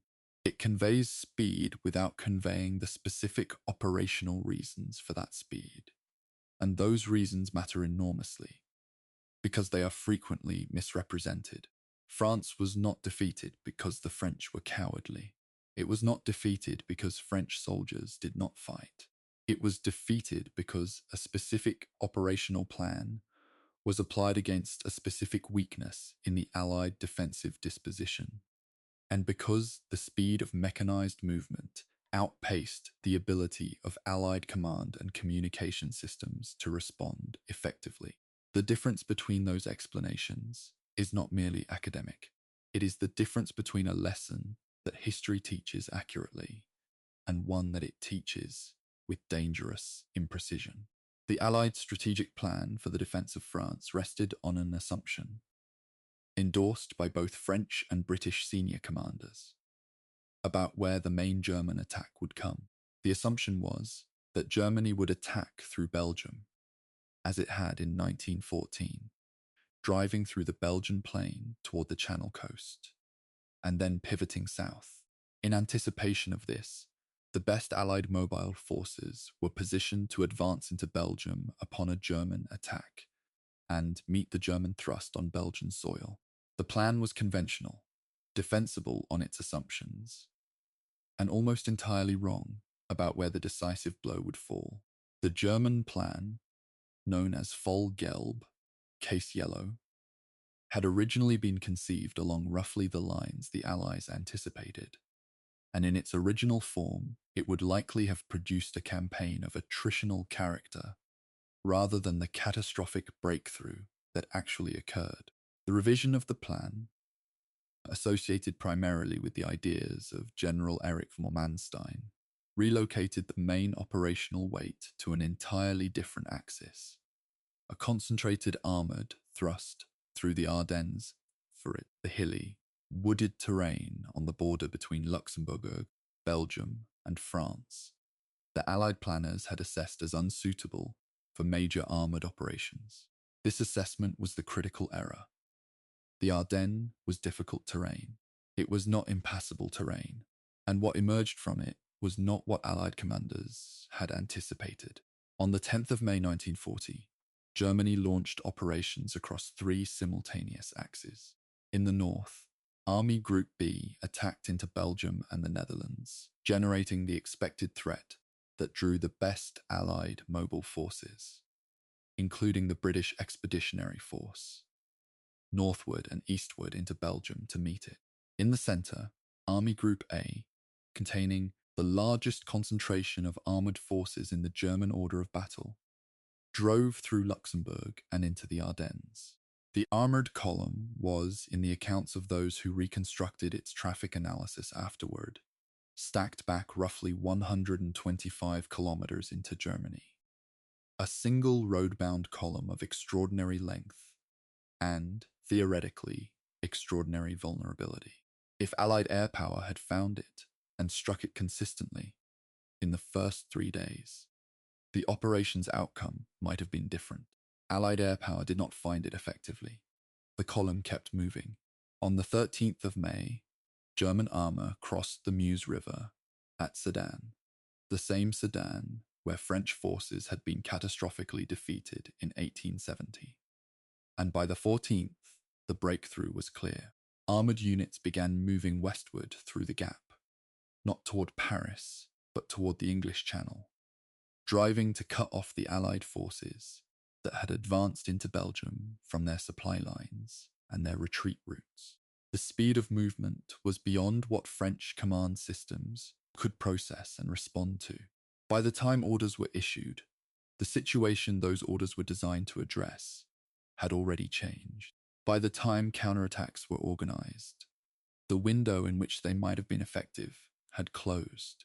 The British Expeditionary Force, along with large elements of the French army, was driven back toward the Channel coast, converging on the small port town of Dunkirk. Between the 26th of May and the 4th of June, 1940, the British evacuation, Operation Dynamo, lifted approximately 338,000 British and Allied soldiers off the beaches and harbour of Dunkirk, using a combination of naval vessels and civilian craft. Churchill, speaking to the House of Commons, described this as a miracle of deliverance, while warning with characteristic precision that wars are not won by evacuations. The equipment, the vehicles, the artillery, the stores, all of it was left on the beaches. The men were saved. Everything else was not. France, its northern front collapsed, and its best mobile forces gone, fought on for several more weeks before seeking an armistice. Italian forces, entering the war on Germany's side on the 10th of June, pressed against France's southeastern border, with limited initial success. Mussolini had waited until French defeat appeared certain before committing, a calculation that Italian officers noted with various degrees of contempt for the timing. On the 22nd of June, 1940, a French delegation signed an armistice with Germany in the forest of Compiègne, in the same railway carriage in which Germany had signed the armistice of 1918. Hitler, who attended the ceremony in person, had arranged this location deliberately. The symbolism was exact and entirely intentional. Britain now stood alone in Western Europe. Churchill had become Prime Minister on the 10th of May, the same day as the German offensive, replacing Chamberlain, who resigned following the Norwegian campaign's failures. Churchill's position within his own war cabinet, in the weeks immediately following Dunkirk, was not as secure as historical retrospect suggests. There were genuine discussions at the highest levels of the British government about whether some form of negotiated settlement with Germany was worth exploring. Not because the men involved were cowards or collaborators, but because the military situation was genuinely dire, and the implications of continuing to fight without allies capable of decisive intervention were very serious. Churchill prevailed in those discussions, and Britain continued the war. Hitler's expectation in the summer of 1940 was that Britain would accept the reality of its military position and negotiate. He was genuinely puzzled by most accounts, at the British refusal to do so. He authorized planning for an invasion, Operation Sea Lion, but the German Navy's analysis of the requirements, compared against the actual state of German naval and air capabilities, was profoundly discouraging. The Luftwaffe's summer campaign against Britain, the Battle of Britain, fought primarily between July and October of 1940, was the attempt to create the conditions for invasion by destroying the Royal Air Force and achieving air superiority over the English Channel. It failed. The Royal Air Force was not destroyed. The invasion was postponed, and the postponement became, in practical terms, an indefinite deferral. The Battle of Britain is significant not only as a military engagement, a genuine defensive success for Britain in its darkest strategic moment, but as an indicator of the limits of the German war machine that the continental victories of 1940 had obscured. The Luftwaffe had been built and trained for the close air support of ground operations. The long-range strategic bombing campaign required for the Sea Lion precondition was a different task. Using ranges and operational profiles, the German aircraft of that era could not sustain effectively. The Messerschmitt Bf 109, the primary German single-engine fighter, had sufficient range to reach London from bases in northern France, but with very limited time over the target before fuel concerns required withdrawal. These were not marginal constraints. They were the difference between a campaign that could achieve its objective and one that could not. The German aircraft industry and strategic doctrine had not built for this mission, and you cannot improvise the fuel capacity of an airframe in the middle of a battle. By the autumn of 1940, the German strategic position was, beneath the surface of its remarkable territorial gains, deeply ambiguous. Western Europe was dominated. France was defeated. Britain had not been knocked out. The United States, officially neutral, was providing substantial material support to Britain through Lend-Lease arrangements. The Soviet Union, technically a non-aggression partner, was watching German power in Europe with undisguised wariness and had used the period since the pact to extend Soviet control over the Baltic states, eastern Poland, and parts of Romania. And Hitler, who had always regarded the Soviet Union not as a partner, but as the ultimate target of German expansion, had authorized the initial planning for an Eastern campaign. The war that had been fought for 1 year was about to expand into something incomparably larger. Chapter 11, Barbarossa. The Eastern War and the fracture of everything Operation Barbarossa, the German invasion of the Soviet Union, launched on the 22nd of June 1941, was the largest military operation in human history to that point.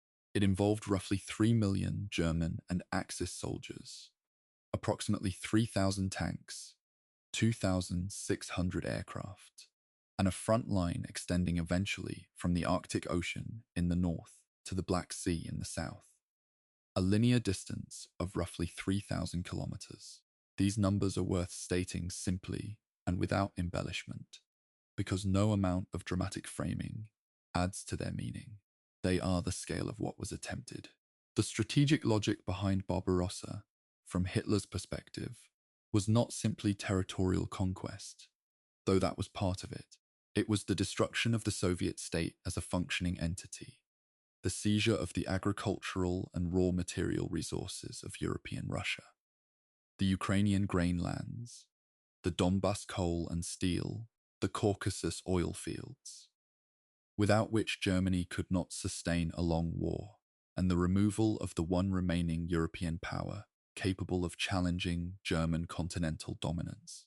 It was also, in Hitler's ideological framework, the fulfillment of the program he had outlined in Mein Kampf, the conquest of Lebensraum in the East, which he had described as the natural space for German expansion, occupied by peoples whom his worldview classified explicitly as subhuman, and therefore without the right to resist. The planning for Barbarossa, overseen by the German army's general staff, was conducted through the winter of 1940 and 1941. The campaign was conceived in 3 phases corresponding to 3-axis directions. Army Group North driving through the Baltic states toward Leningrad. Army Group Center advancing through Belarusia toward Moscow. And Army Group South pushing through Ukraine toward Kiev and beyond toward the Donbass and Caucasus. The underlying operational assumption was that the Soviet military would be broken in a series of deep encirclement battles in the western parts of European Russia, battles that would destroy the Red Army before it could retreat and reconstitute deeper inside Soviet territory. The campaign was planned in this conception to last approximately 3 to 4 months. Army Group Center's logistical planning, in a detail that historians frequently cite as evidence of the campaign's fundamental conceptual overreach, did not extend effectively beyond the Moscow region. The assumption of a quick campaign was not a peripheral planning note. It was the load-bearing assumption of the entire operational architecture. The early weeks of Barbarossa appeared to validate that assumption with almost shocking totality. German armoured spearheads advanced at rates that exceeded even the most optimistic pre-campaign projections. Soviet forces, caught by a combination of tactical surprise, despite intelligence warnings at multiple levels that the attack was coming, Stalin had refused to permit deployments that might provoke Germany. Inadequate preparation, and the devastating effects of the military purges on Soviet officer quality were encircled and destroyed in battles of enormous scale. At Minsk and Białystok in late June, at Smolensk in July and August, at Kiev in September. The largest single encirclement in military history at that point, yielding more than 600,000 Soviet prisoners. The numbers were staggering, and the tactical results undeniable. But beneath those numbers, problems were accumulating that the operational tempo was obscuring rather than resolving. The Soviet Union was simply bigger than the operational planning had accommodated. The railway gauge in the Soviet Union was different from the European standard, which meant that German logistical trains could not run on captured Soviet tracks without conversion or the use of Soviet rolling stock. The road network in much of European Russia in 1941 was primitive by Western European standards. Unpaved tracks that became impassable mud channels in rain and, later, in the autumn thaw. German vehicles, designed for the conditions of Western European campaigning, proved poorly suited to conditions that were simultaneously more demanding and less well-served by infrastructure. The Soviet Union's industrial capacity substantially relocated east of the Ural Mountains during the campaign's first months, in an organizational achievement of remarkable scale, continued to produce tanks and aircraft that kept arriving at the front. The German failure to take Moscow before the onset of winter, Hitler's controversial decision in August to divert Army Group Center's armored forces southward to support the Kiev encirclement, is one of the most argued decisions of the entire war, meant that Operation Typhoon, the final assault on Moscow, did not begin until October of 1941. The autumn rains had already turned the roads to mud before the assault started. The mud froze in November, which briefly improved movement. But the temperatures that accompanied the freeze were the Russian winter in its practical reality. Temperatures that fell, in some areas, to below -40 degrees Celsius, for which German troops had not been equipped because the campaign was not supposed to last until winter. German soldiers in summer uniforms were fighting Soviet troops in winter gear on the outskirts of a city that would not fall. The Soviet counteroffensive before Moscow, launched on the 5th and 6th of December 1941, pushed German forces back from their closest approach to the Soviet capital.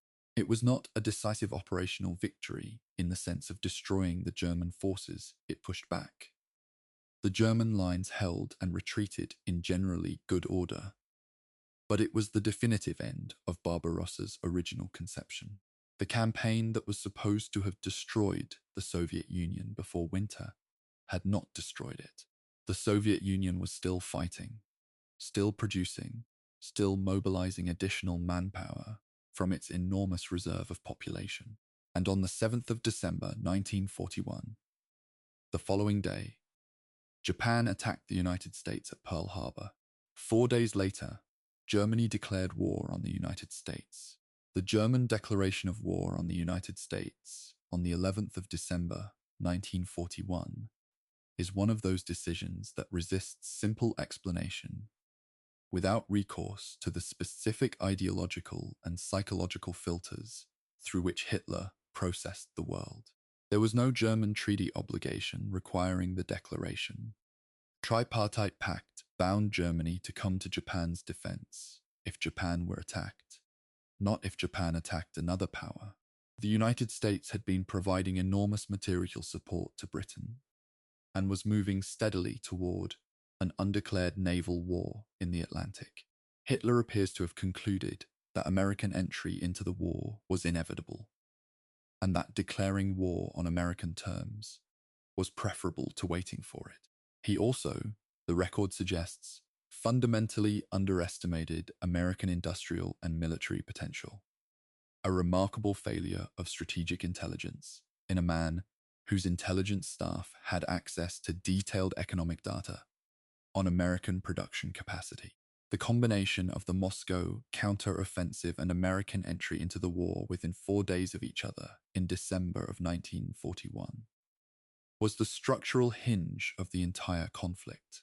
Before those 4 days, Germany was dominant in Europe, had eliminated France, had not been invaded, and faced an opponent, Britain, that was effectively fighting a defensive holding action. After those 4 days, Germany faced a coalition of the Soviet Union and the United States, the two largest industrial producers in the world, in addition to Britain and its empire. That coalition was, in long-run material terms, unbeatable. The question the next 3 years would answer was not whether Germany could win. After December of 1941, that question was settled. The question was what price would be extracted before the war ended, and what the continent would look like when it did. 1942 saw Germany reach the furthest geographic extension of its military power, in the Caucasus, at Stalingrad, in North Africa, and simultaneously begin its reversal. The story of the Holocaust, the systematic murder of European Jews and other groups designated for destruction by Nazi ideology, was by 1942 fully operational as an organized industrial process, with the Wannsee Conference of January 1942 providing the bureaucratic coordination of what had been developing in the East since 1941. The military narrative and the ideological destruction proceeded simultaneously, drawing on the same German state resources, competing in some cases for the same railway capacity, and together constituting the full reality of what National Socialism in power actually was. The war in the East was not merely a military competition between states. It was, by deliberate German design, a war of annihilation against populations. Chapter 12, Turning Tides, Stalingrad, Africa, and the Point of No Return. There are battles in military history that are significant because of their tactical outcome, because they control a piece of territory, a supply route, a port, and then there are battles that acquire a significance beyond anything their physical geography can explain, because they become the moment when the internal psychological balance of a conflict shifts, when the losing side begins to believe it can win, and the winning side begins to doubt that it will. Stalingrad was the second kind of battle, and in the scale of its consequences, it stands as one of the defining engagements of the 20th century. The German summer offensive of 1942, Fall Blau, Case Blue, was a strategic departure from the previous year's attempt to advance on all fronts simultaneously. By the summer of 1942, German resources, particularly armored and motorized forces, had been depleted by the 1941 campaign to a degree that made a simultaneous advance on the entire front impossible. The 1942 offensive concentrated on the southern sector, driving toward the Caucasus oil fields at Baku, and simultaneously securing the Volga River at Stalingrad, which would cut a major Soviet supply artery and provide a defensive flank for the main Caucasus thrust. The logic was clear. The execution was initially successful. German forces advanced through the Ukrainian steppe at rates that recalled the early weeks of Barbarossa and reached the outskirts of Stalingrad and the foothills of the Caucasus by late summer. Stalingrad was not, in the original operational conception, the primary objective of the 1942 campaign. It was a flank protection mission, significant but subordinate to the Caucasus Drive.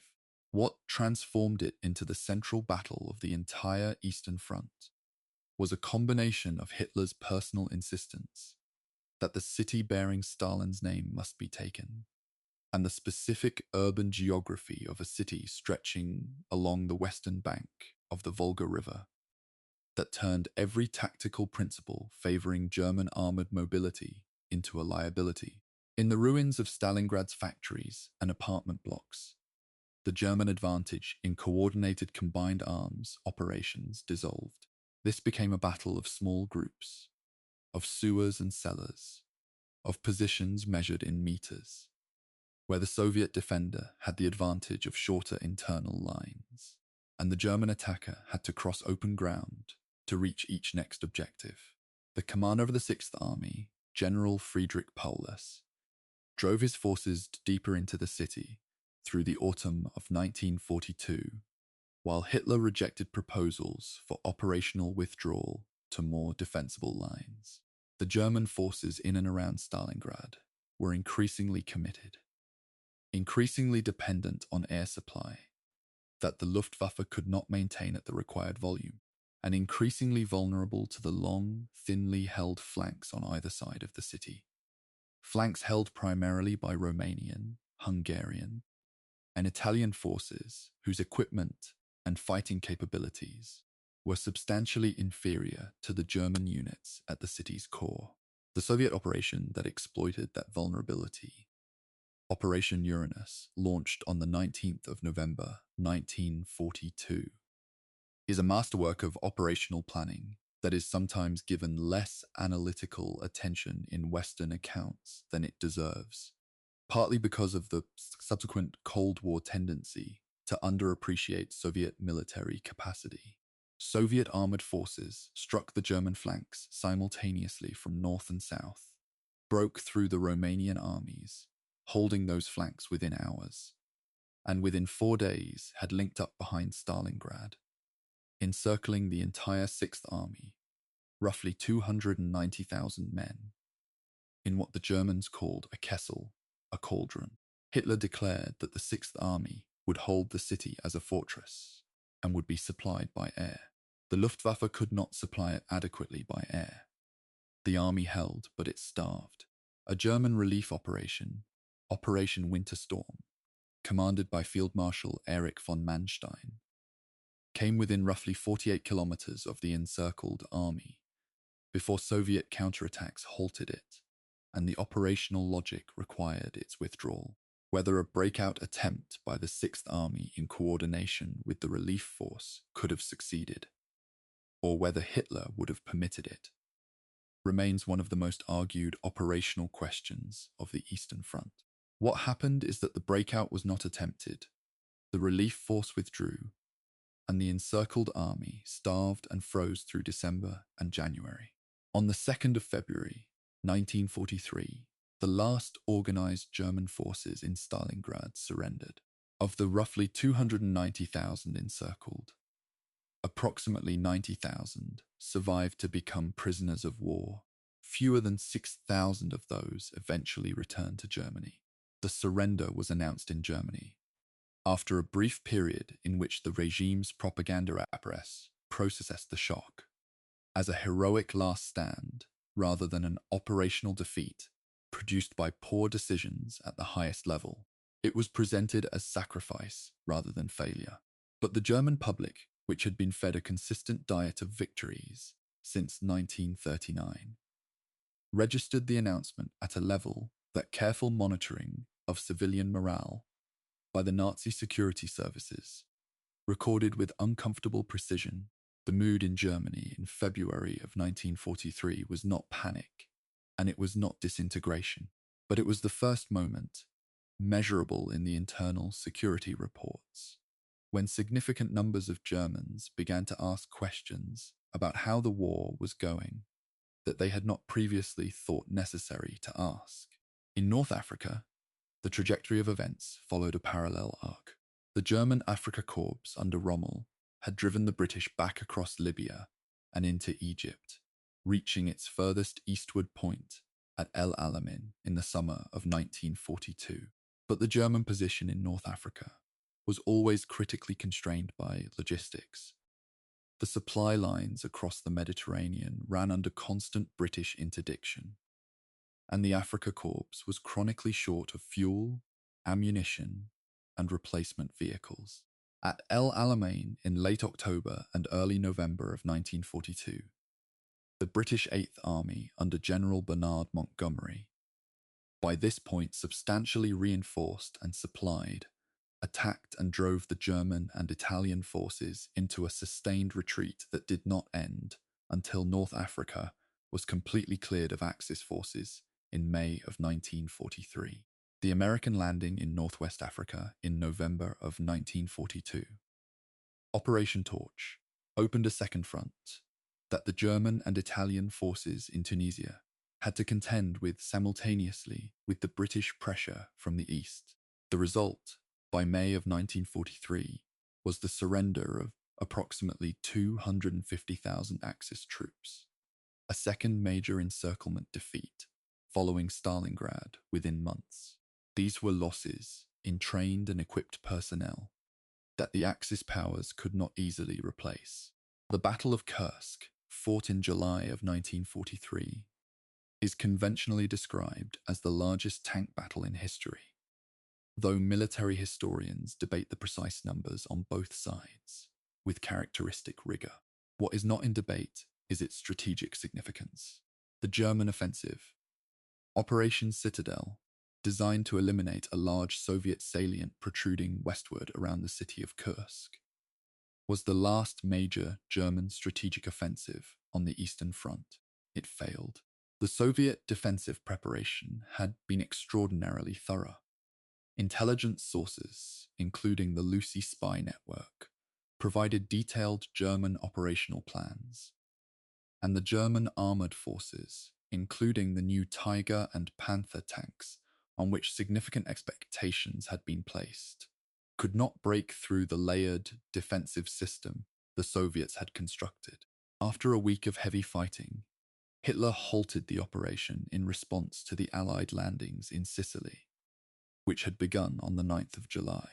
The strategic initiative on the Eastern Front passed to the Soviet Union and never returned to Germany. The Allied invasion of Sicily and then Italy opened the third major theatre of the war against Germany in the second half of 1943. Mussolini was deposed by the Italian Fascist Grand Council in July of 1943, an institutional overthrow that Hitler learned about, with a combination of personal shock at his allies' fate and immediate operational response.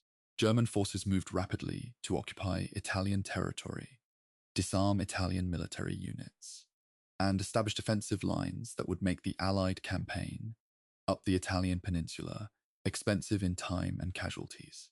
The Italian campaign became exactly that, a grinding, attritional advance against well-prepared German defensive positions in difficult mountain terrain, consuming Allied resources and tying down German forces simultaneously.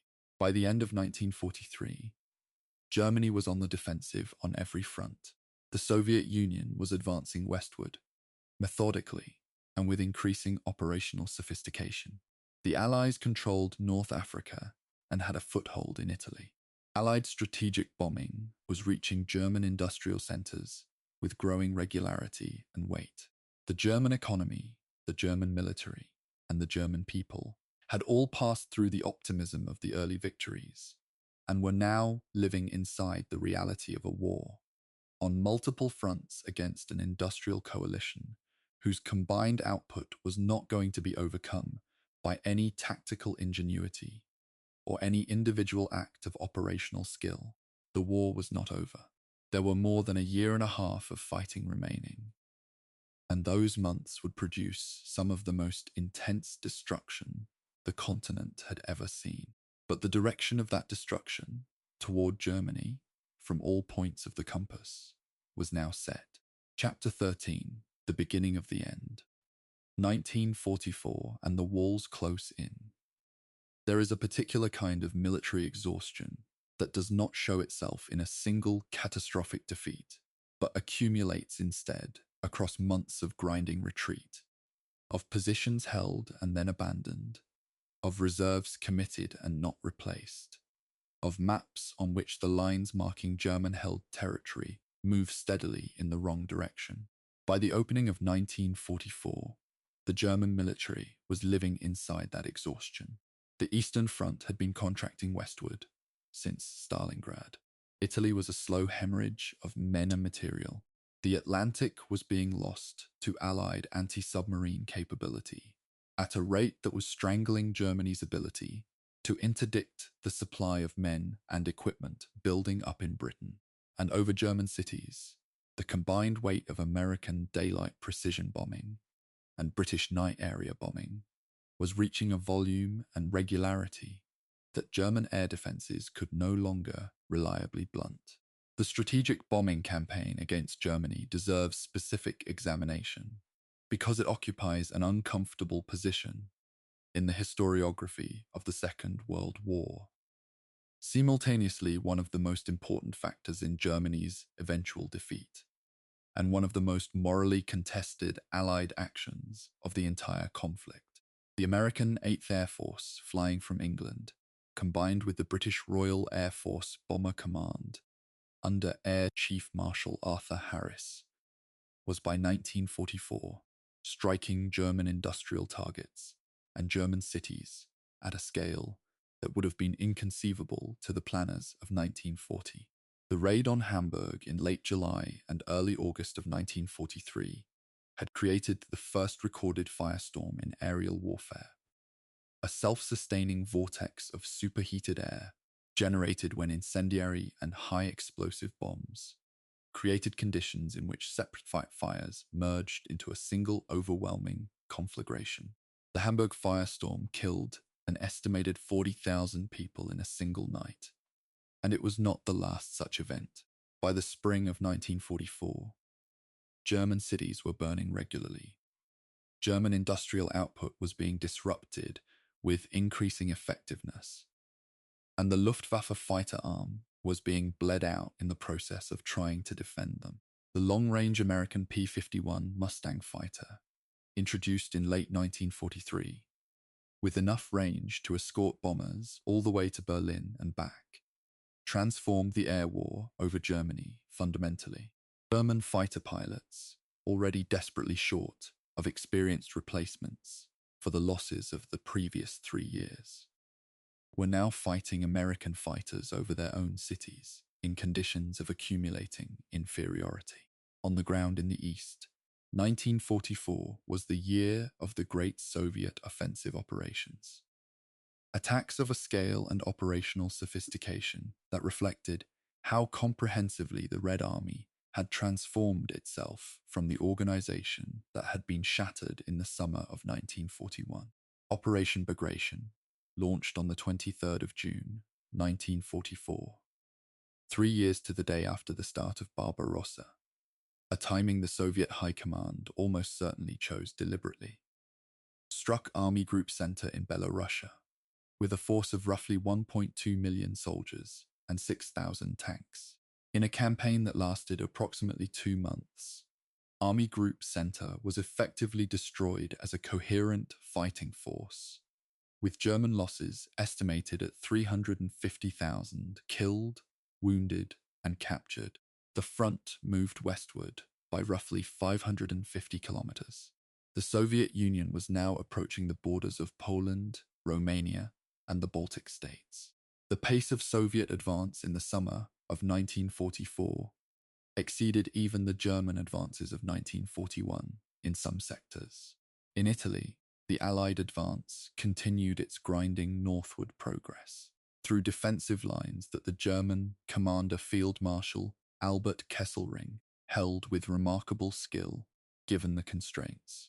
The Gustav Line, anchored on the monastery of Monte Cassino, held until May of 1944, when a coordinated Allied offensive involving British, American, Canadian, Polish, French, and other Allied formations finally broke through and opened the road to Rome. The Eternal City fell on the 4th of June, 1944, but it was immediately overshadowed in every newspaper in the world, because 48 hours later, the largest amphibious operation in history began on the coast of Normandy. The 6th of June, 1944, D-Day. The Allied landings in Normandy were the product of more than a year of planning, deception, and logistical preparation on a scale that stretched the organizational capacity of both the American and British military establishments to their limits. Operation Overlord involved roughly 156,000 Allied troops crossing the English Channel on the first day, supported by nearly 7,000 naval vessels and roughly 11,000 aircraft. The landing zones, codenamed Utah, Omaha, Gold, Juno, and Sword, stretched across roughly 80 kilometers of Normandy coastline, and the experience on each was different in ways that bear specific attention. At Omaha Beach, the American 1st Infantry Division and 29th Infantry Division encountered the stiffest German defenses, a combination of good defensive ground, alert German troops, and the loss of the specialized armored vehicles that had been intended to precede the infantry. Casualties at Omaha were severe. The beach was held, the bridgehead was established, but the distance between those two facts was measured in thousands of men. The German response to the landings was hampered by a specific command disagreement that had never been resolved. Field Marshal Erwin Rommel, commanding Army Group B, responsible for the Normandy sector, believed that the Allied landings had to be defeated on the beaches, that if the Allies established a firm bridgehead, the weight of Allied material superiority would make eventual breakout inevitable, and that therefore the armored reserves needed to be positioned close enough to the coast to counterattack within hours of a landing. His superior, Field Marshal Gerd von Rundstedt, and the German armor theorists associated with the Panzerarm, believed the reserve should be held further back to allow identification of the main landing point before committing them. Hitler, characteristically, attempted to resolve the dispute by keeping the armored reserves under OKW, his own control, meaning that their release required his personal authorization. On the morning of the 6th of June, Hitler was asleep. His staff were reluctant to wake him. The armored reserves were not released until the afternoon, by which time the window for a decisive coastal counterattack had passed. The battle for Normandy that followed lasted approximately 2 months. A grinding, attritional campaign in the Bocage, the hedgerow-divided farming country of Normandy, that channeled movement into predictable axes and neutralized much of the Allied advantage in armor and air power. German forces fought with tenacious effectiveness, making the Allies pay heavily for every kilometer. By late July, the American breakout operation, Operation Cobra, punctured the German line south of St. Lo and opened the kind of mobile, fast-moving war that German armored forces had excelled at in earlier years. But that Allied air superiority and German supply shortages now made impossible to sustain. The attempted encirclement of German forces at Falaise in August of 1944 destroyed much of the German order of battle in Normandy. Trapped German units suffered catastrophic losses, and thousands of vehicles and guns were left in the Falaise pocket. By the end of August, Paris had been liberated and Allied forces were advancing rapidly across France and Belgium. The attempt to end the war by Christmas of 1944. The strategic ambition behind Operation Market Garden, the Allied airborne and ground operation into the Netherlands in September of 1944, failed at Arnhem, where the British 1st Airborne Division was dropped at a bridge too far, in the phrase that became the title of Cornelius Ryan's account, and was effectively destroyed before the ground forces could relieve it. The failure at Arnhem extended the war into 1945, contributed to the supply crisis afflicting Allied forces in the autumn, and gave Germany time to stabilize its Western Front temporarily. But the stabilization was only temporary, and the resources used to achieve it were ones that Germany could not replace. The assassination attempt against Hitler on the 20th of July, 1944, requires its own specific attention, because it reveals something important about the internal state of the German military leadership in the fourth year of the war. A group of senior German officers, their conspiracy centered around Colonel Claus von Stauffenberg, planted a bomb in the conference room at Hitler's Eastern Front headquarters at Rastenburg. The Wolf's Lair. The bomb exploded. Hitler survived, partly because a heavy table leg absorbed much of the blast, partly because the meeting had been moved to a less confined space than usual. The consequences for the conspirators were swift and without legal process in any meaningful sense. Stauffenberg and 3 other key conspirators were shot within hours of the attempt. Hundreds more were arrested, tried before a special court, and executed. The German military's attempt to end the war from within, which might have saved hundreds of thousands of lives on all sides in the war's final year, had failed by a margin whose measurement depended entirely on where you happened to be standing in a room at 12 on a July afternoon. The internal significance of the July 20th plot, as it is known in German historical memory, extended beyond its operational failure. It demonstrated that within the German officer corps, there existed men who understood clearly that the war was lost, and that its continuation was producing destruction without purpose. It also demonstrated that those men had been unable, despite years of awareness, to build a conspiracy with sufficient breadth, sufficient speed, and sufficient security to succeed. Hitler's survival, in his own interpretation, was proof of providential protection, confirmation that destiny had not yet finished with him. This belief, increasingly detached from any material assessment of the military situation, would shape every decision he made in the 9 months remaining. Chapter 14, The Final Gamble, the Ardennes Offensive and the Collapse of the West. By the autumn of 1944, the material situation facing Germany was, by any objective measurement, irreversible. Soviet forces were at the gates of East Prussia. Allied forces had liberated France, Belgium, and most of the Netherlands, and stood on Germany's western border. Allied bombing had reduced German oil production to a fraction of its wartime peak. The synthetic fuel plants that supplied the Luftwaffe and the Panzer Arms fuel requirements had been systematically targeted through the summer and autumn. And by October of 1944, German fuel stocks were at levels that forced the grounding of training flights and the immobilization of armored units. German manpower reserves, always finite in comparison to the combined demographic weight of the Allied coalition, were being drawn down by losses that replacement training systems could not replenish at the required rate.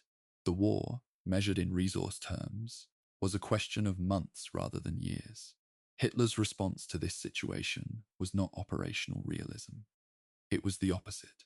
He conceived and insisted upon an offensive, the last major German offensive of the war, designed to drive through the Ardennes, cross the Meuse River, and capture the port of Antwerp which the Allies had opened in November of 1944 as their primary supply port for the Western Front.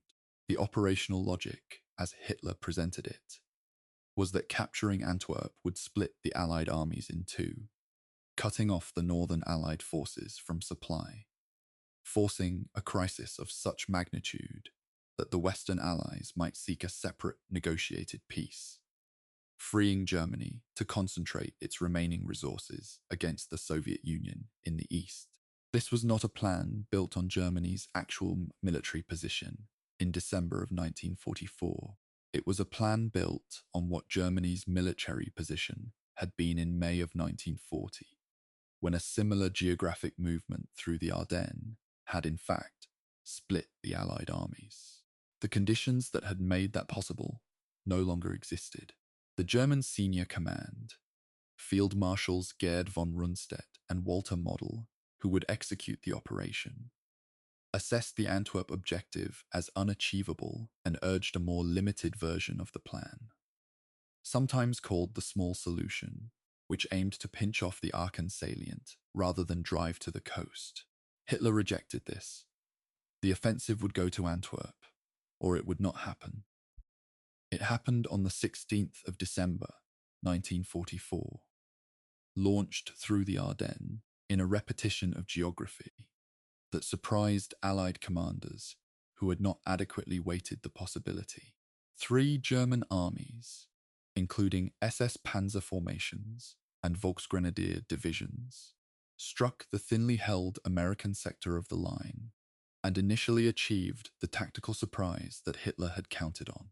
American units, including the 106th Infantry Division, suffered severe losses in the first days of fighting. A large German penetration, a bulge, opened in the Allied line, giving the battle the name by which it is known in English language history, the Battle of the Bulge. The town of Bastogne in the Belgian Ardennes sat at the junction of 7 roads, a communications hub whose control was essential for the German advance to maintain any operational coherence. The American 101st Airborne Division rushed to Bastogne by truck and, arriving just ahead of the encircling German forces, held the town against sustained assault and artillery bombardment through the critical days of the offensive. The German commander surrounding Bastogne sent a formal demand for surrender. The American commander, Brigadier General Anthony McAuliffe, sent back a response of a single word: nuts. A piece of battlefield communication that has entered the historical record, and that every American soldier of that era understood to mean an emphatic refusal. Bastogne held. The German advance, unable to use the road network it needed, progressively lost momentum. Allied air power, grounded by overcast conditions in the first days of the offensive, returned to the skies when the weather cleared on the 23rd of December, 1944. The effect was immediate and comprehensive. German supply columns, armoured formations, and troop concentrations moving through the Ardennes in daylight were now exposed to Allied fighter bombers, whose fuel and ammunition supply far exceeded anything the Luftwaffe could put in the air against them. General George Patton's Third Army had already pivoted 90 degrees from its southward axis of advance and driven north into the southern face of the German salient. A movement of logistical complexity that Patton's staff officers executed within 48 hours of the order being given. And on the 26th of December, Third Army armour reached Bastogne and broke the encirclement. The German offensive, which had never reached the Meuse River, was effectively over as an operation, with any chance of achieving its objectives. The Ardennes offensive consumed resources, fuel, ammunition, tanks, trained infantry, that Germany did not have and could not replace. The SS Panzer divisions that had spearheaded the attack were withdrawn from the west and sent eastward to deal with the Soviet offensive threatening Hungary, arriving there without the fuel and equipment to be fully effective. The Western German front, stripped of its best remaining formations, was now substantially thinner than it had been in November. By the time the German salient in the Ardennes had been eliminated by Allied counterattack in late January of 1945, the position was worse on both fronts than it had been before the offensive began. In the east, the Soviet winter offensive of January 1945 was the largest single military operation of the entire war.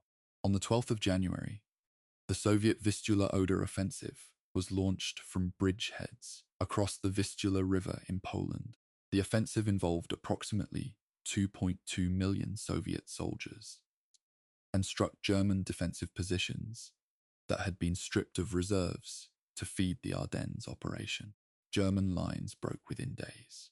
Soviet armored columns advanced at rates of sometimes 30 kilometers a day, sweeping across Poland and reaching the Oder River, roughly 80 kilometers east of Berlin, by February. East Prussia was cut off. German civilian populations in the east, who had been subjected for years to Nazi propaganda descriptions of what Soviet revenge would mean, began fleeing westward in the hundreds of thousands. The human cost of those flight columns, in weather that was savagely cold, on roads clogged with military traffic, under air attack and artillery fire, was enormous. Hitler's management of the military situation in the final months of the war reflected a progressive detachment from operational reality that those around him observed with increasing alarm and documented with careful precision in the memoirs and testimony that survivors produced afterward. Map conferences at which armies were moved on paper, armies that existed in name and on organizational charts, but had no fuel, no ammunition, no transport, and sometimes no personnel to speak of, became a persistent feature of the final months, when commanders reported honestly that ordered positions could not be held, or that specified counterattacks could not be made, because the forces required for them did not exist in the required strength and location. They were replaced. Generals who told Hitler what he wanted to hear remained in post. Generals who provided accurate military assessments were removed. The command system was, by the beginning of 1945, producing a systematic bias toward optimism that bore no relationship to the situation on the ground. The crossings of the Rhine by Allied force in March of 1945. The bridge at Remagen was captured intact by American forces on the 7th of March, and further crossings were made across a wide front in the subsequent weeks, opened the way into the German interior from the west. The industrial heart of Germany, the Ruhr, the coal and steel complex on which German industrial power had been built, was encircled by American forces in a movement completed by mid-April, trapping several 100,000 German soldiers in what became known as the Ruhr Pocket. It was, in scale of captured troops, the largest encirclement on the Western Front of the entire war. What remained between the Allied armies and Berlin in the spring of 1945 was, in military terms, a series of defensive positions of varying quality, held by forces of varying reliability. Volkssturm militia units of elderly men and adolescent boys, pressed into service alongside regular army and Waffen-SS formations that retained fighting capacity but no strategic depth, no air cover, no fuel security, and diminishing ammunition. The Germany that Adolf Hitler had built, the Germany whose reconstruction he had announced in January of 1933 as the beginning of a 1,000-year Reich, was, by April of 1945, being destroyed block by block from 4 directions simultaneously. The question of when and how it would end was approaching an answer that could now be measured in days rather than weeks. Chapter 15, The Bunker. Berlin, April 1945. There is a building, or rather the ghost of a building, the reinforced concrete Führerbunker beneath the Reich Chancellery Garden in central Berlin, that represents the final scene of one of history's most consequential biographical arcs. By the time Adolf Hitler descended permanently into it, in the middle of January 1945, It was already clear to virtually everyone around him that the war was lost. The bunker's occupants, the military adjutants, the secretaries, the SS bodyguards, the senior party officials who cycled through, constituted a strange compressed world whose atmosphere survivors Rive described as simultaneously frantically busy with the bureaucratic machinery of a still-functioning state apparatus and utterly detached from the reality of the city above them, which Soviet artillery was already beginning to reach by March. Berlin in the spring of 1945 was a city preparing for its own destruction, with a combination of desperate military organization and the peculiar paralysis that afflicts populations confronting outcomes too large to assimilate into ordinary planning. The city's defender was initially Colonel General Gotthard Heinrichi, one of the German army's most skilled defensive commanders, whose realistic assessments of what could actually be held were consistently undermined by orders from the bunker demanding counterattacks by forces that existed primarily on organization charts. The civilian population, approximately 3 million people in the city proper, had been subjected to evacuation orders, air raids, and the propaganda of a regime that continued to promise, through its loudspeakers and its newspapers and its radio, that relief was coming, that new weapons would change the calculation, that Germany would not be defeated. The gap between what the regime's communications were saying and what any civilian who looked at a map could determine for themselves was, by April of 1945, simply unbridgeable. The Soviet assault on Berlin began on the 16th of April, 1945. Marshal Georgy Zhukov's First Belarusian Front struck the German positions on the Silo Heights east of Berlin, the last major prepared defensive line before the city itself. In the early hours of the morning, preceded by an artillery bombardment of enormous concentration and accompanied by searchlights intended to blind the German defenders. The Silo Heights operation did not go smoothly for the Soviet forces.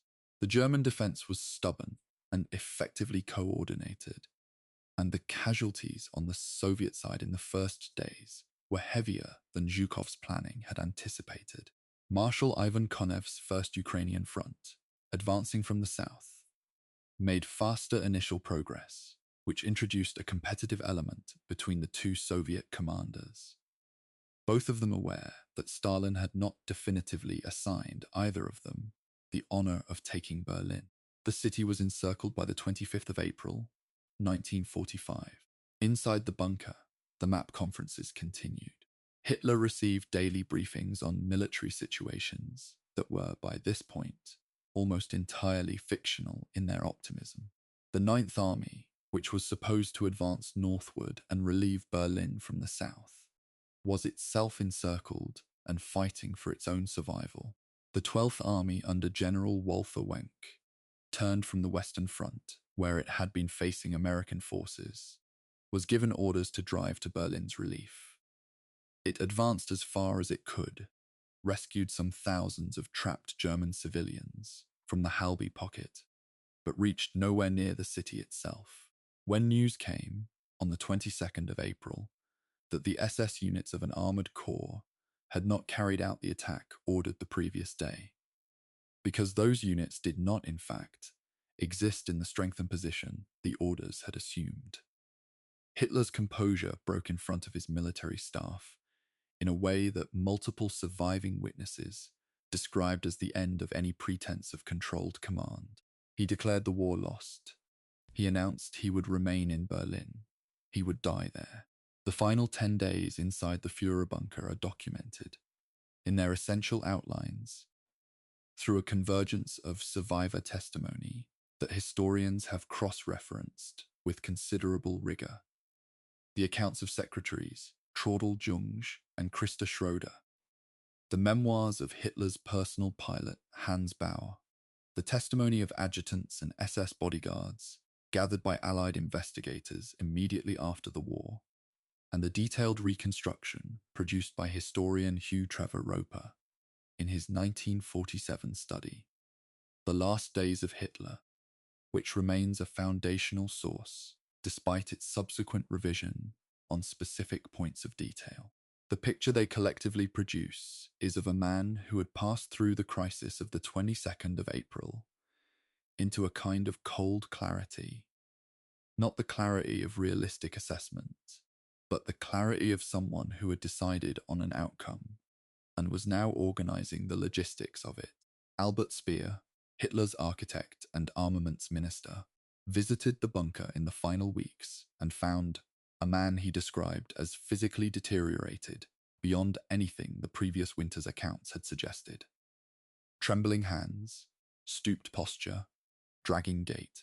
The tremors and the physical decline are consistent with advanced Parkinson's disease, though the exact diagnosis remained a subject of medical historical debate for decades after the war. Hitler's personal physician Theodor Morell had been administering an extraordinary pharmacological mixture of drugs, vitamins, and stimulants, the full catalogue of which, when examined by Allied investigators using Morell's recovered notes, astonished the doctors who reviewed it. The effect of this regime on Hitler's cognitive and physical state in the final months is a matter of genuine historiographical complexity, and no responsible account should flatten it into simple caricature. He was a sick man, making catastrophic decisions, but the catastrophic decisions had preceded the worst of the physical decline by years.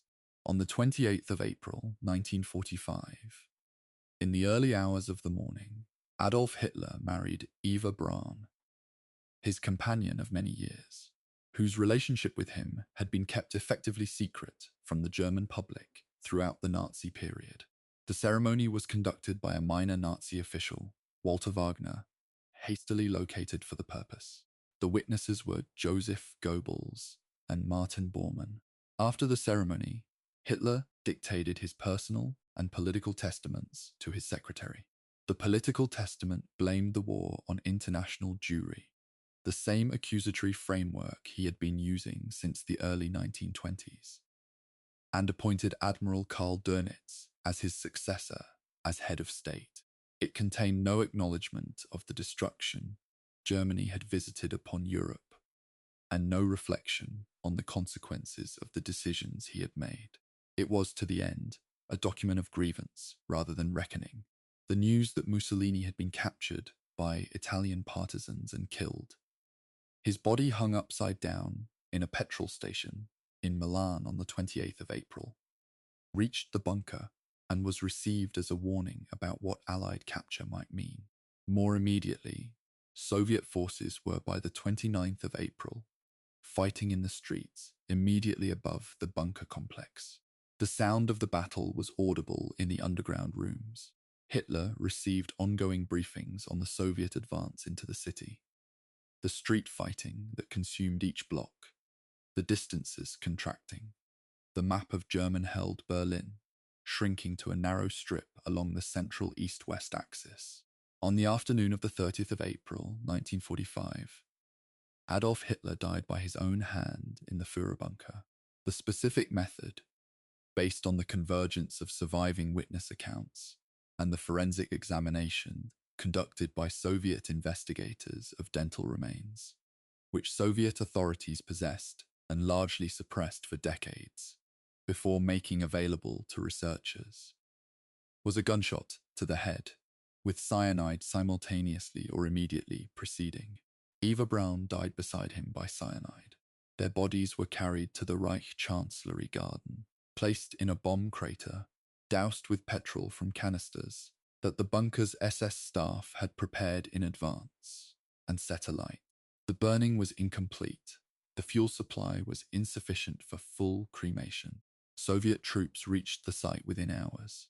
The investigation of what remained was conducted under conditions of considerable chaos, and with a deliberate obscuring of findings by Soviet authorities that would generate conspiracy theories for decades, and that was finally clarified to the satisfaction of most historians only when the dental records were definitively examined and published in the early 21st century.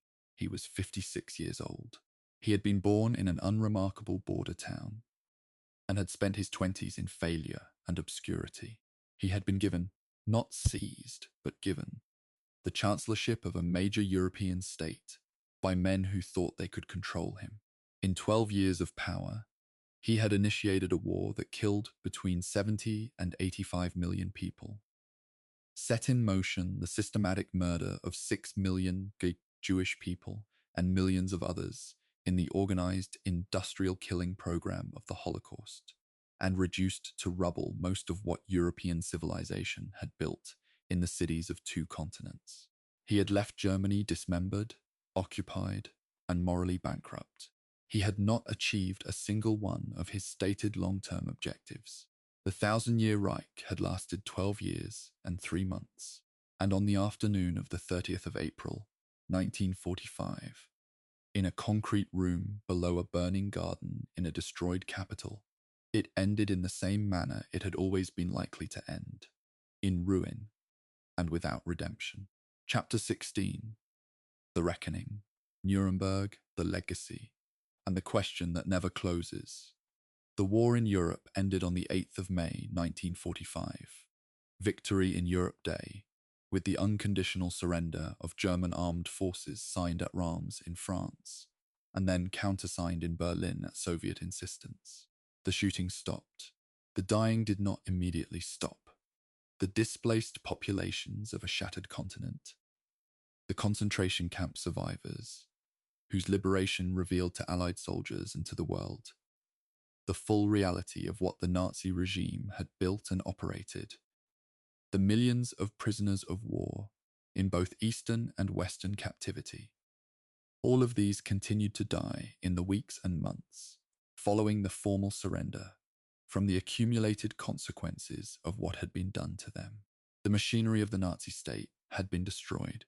The human damage it had produced was not erasable by a signature. The Nuremberg trials, formerly the International Military Tribunal, convened in the city of Nuremberg, and beginning on the 20th of November 1945, were without historical precedent. The victorious Allied powers, the United States, the Soviet Union, Britain, and France, had agreed to try the surviving senior leadership of the Nazi regime before an international court rather than executing them summarily, which had been a serious option discussed among the Allies. The decision to hold trials rather than conduct immediate executions reflected a conviction, argued most forcefully by the American side, that the historical record needed to be established through formal legal process, that the evidence needed to be assembled, examined, and entered permanently into the record of what had happened, so that it could not subsequently be denied, minimized, or mythologized away. 24 defendants were indicted. Among the most prominent were Hermann Göring, Rudolf Hess, Joachim von Ribbentrop, Wilhelm Keitel, and Albert Speer. The legal framework constructed for Nuremberg, charges of crimes against peace, war crimes, and crimes against humanity, was genuinely novel, and the novelty attracted serious legal criticism from some quarters that deserves acknowledgement. The charge of crimes against peace, conspiracy to wage aggressive war, could be argued to represent retroactive criminalization of actions that were not internationally illegal under any clearly established legal norm at the time they were committed. The principle that the victorious powers were also subject to the same legal standards they were applying, a principle required for any genuine claim of impartiality, was complicated by the Soviet presence at the tribunal, given the Soviet invasion of Poland in September of 1939, the Katyn massacre, and other actions that fell within the categories being prosecuted. These tensions were real, and honest legal scholarship has never fully resolved them. What the Nuremberg trials indisputably accomplished, regardless of their procedural imperfections, was the creation of an evidentiary record of such depth and specificity that the Holocaust and the crimes of the Nazi regime cannot, in good faith, be contested as matters of historical fact. The documents seized from German government archives, military headquarters, and concentration camp administrations filled hundreds of thousands of pages. The testimony collected covered years of operation. The record is there.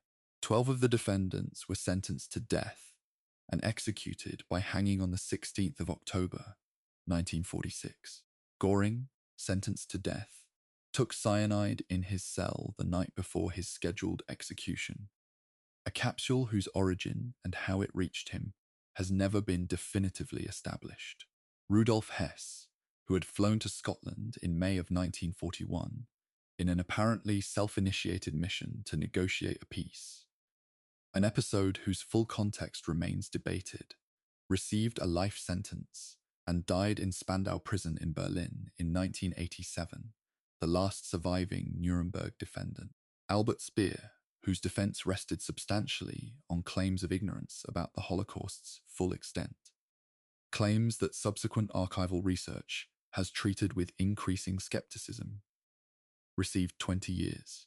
The question of what Speer actually knew, when he knew it, and what that knowledge says about the complicity available to senior Nazi officials who chose not to act on what they knew, is one of the most extensively debated questions in the historiography of the regime. The Holocaust demands specific treatment in this chapter because no account of Hitler's life and the Nazi period is complete or honest without confronting it directly. The systematic murder of approximately 6 million Jewish people, alongside hundreds of thousands of Roma, disabled people, homosexuals, Soviet prisoners of war, and political opponents, was not a side effect of the war or an excess produced by the breakdown of normal constraints in wartime conditions. It was a policy, pursued with bureaucratic organization and industrial method, administered by multiple German government ministries, implemented by tens of thousands of German and collaborating non-German personnel, and sustained as a deliberate program of total physical annihilation that continued even when it competed with military logistics and diverted resources from the war effort. The Wannsee Conference of January 1942 coordinated the administrative machinery. The killing centers in occupied Poland, Auschwitz-Birkenau, Treblinka, Sobibor, Belzec, Chełmno, Majdanek, operated as industrial facilities. The numbers are documented. The perpetrators knew what they were doing. The institutions that facilitated it were not rogue elements operating outside state authority. They were the state. The post-war decades produced two Germanys, literally in the formal political sense, with the division of the country into the Federal Republic in the West and the German Democratic Republic in the East, and two very different cultures of historical reckoning with the Nazi period. West Germany's process of Vergangenheitsbewältigung, the working through of the past, a word with no satisfactory English translation, was slow, contested, generationally driven, and ultimately produced one of the most thoroughgoing national programs of historical memory and institutional accountability of any country that had passed through a period of state criminality. The trials of concentration camp guards and administrators continued into the 21st century. Holocaust denial was criminalized.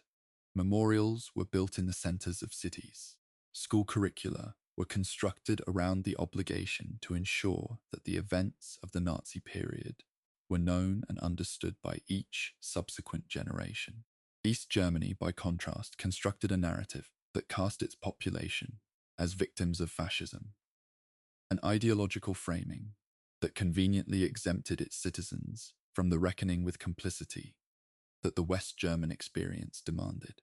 The historiography of Hitler and the Nazi period has passed through several distinct phases that are worth sketching briefly, because they reflect how societies process catastrophic historical events over time. The immediate post-war generation of scholarship, represented by figures like Hugh Trevor Roper and Alan Bullock, tended to explain Hitler primarily through biography and personality. treating the Nazi catastrophes substantially as the product of one extraordinary individual's will and pathology. The second generation of scholarship, associated with social historians and structuralists, pushed back against this personalization, arguing that the Holocaust and the war were products of institutional, bureaucratic, and ideological forces that would have operated substantially as they did, regardless of who led them.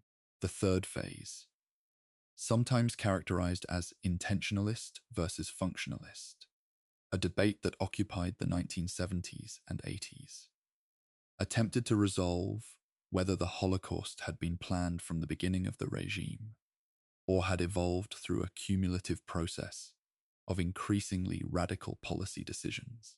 The current scholarly consensus, associated particularly with the work of historians, including Christopher Browning and Saul Friedlander, treats neither extreme as adequate and insists on holding both the institutional and the biographical levels of explanation simultaneously. The memory of the Nazi period in Germany and across Europe has been complicated by the passage of generations in ways that historians of memory study carefully.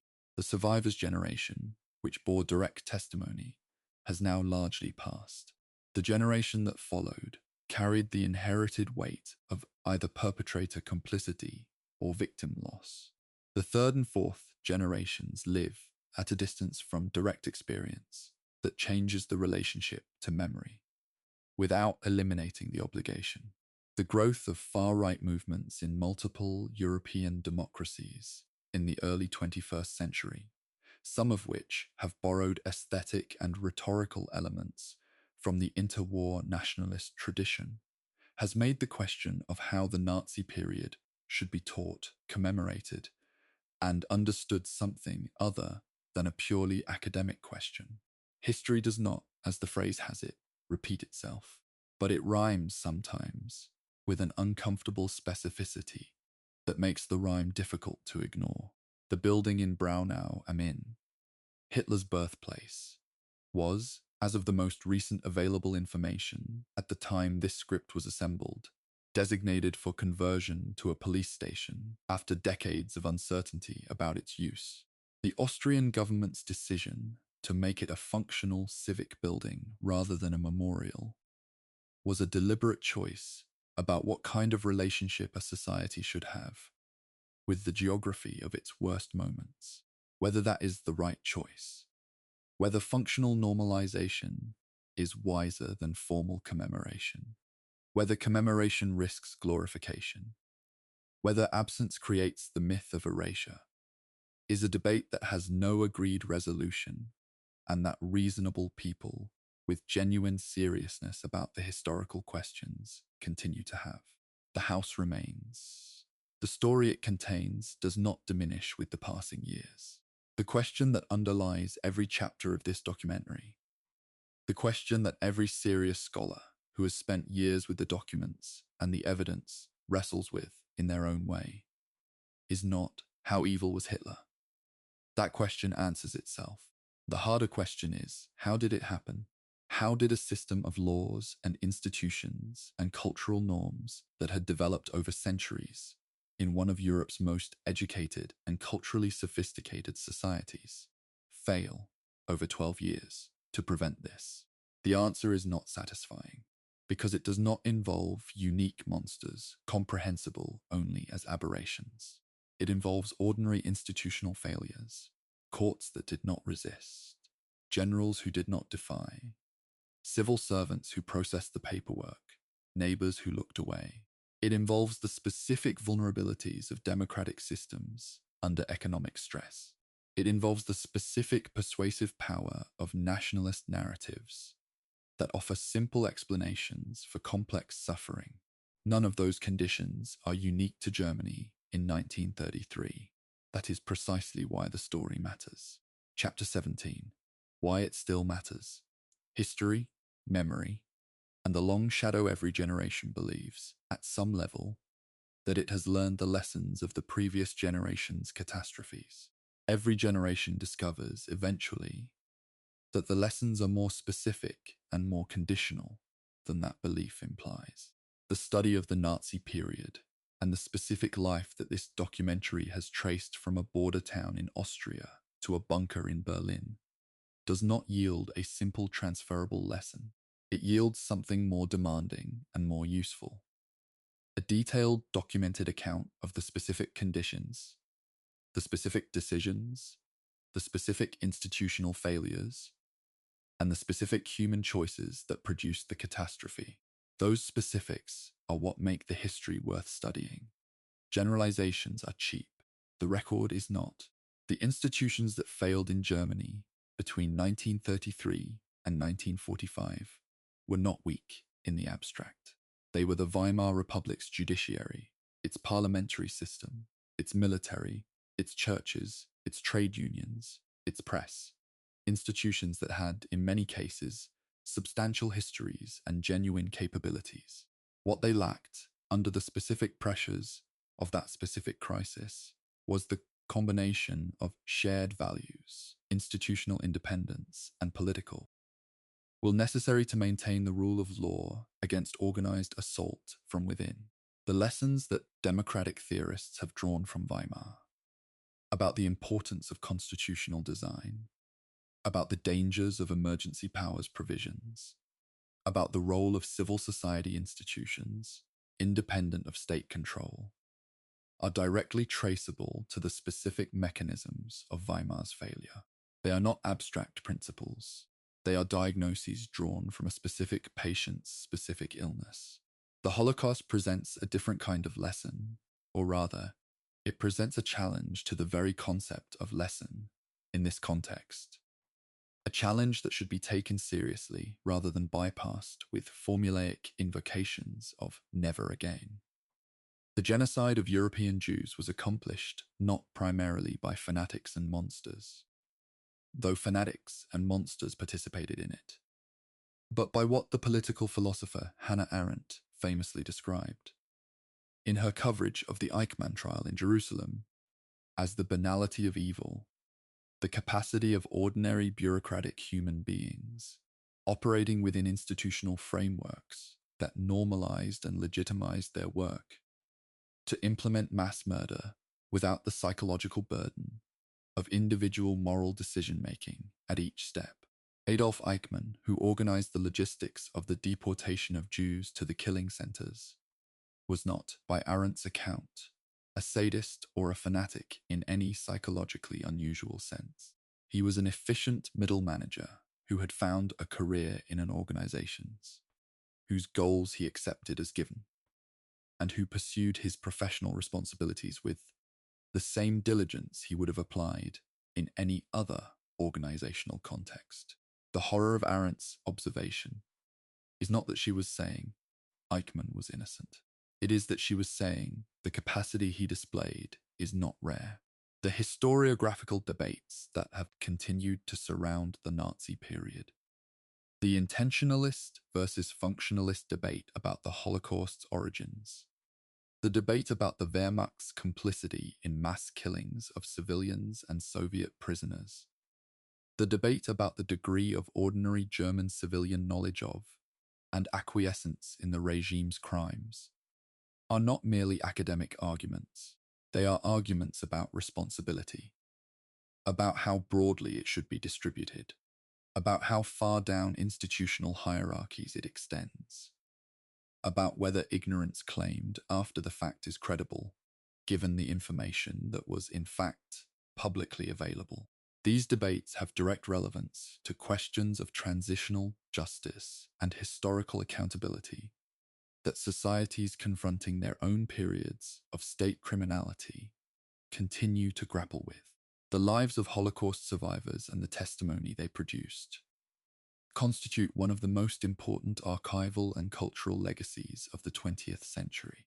The Yad Vashem Memorial and Archive in Jerusalem, the United States Holocaust Memorial Museum in Washington, the documentation centers in Germany and across Europe.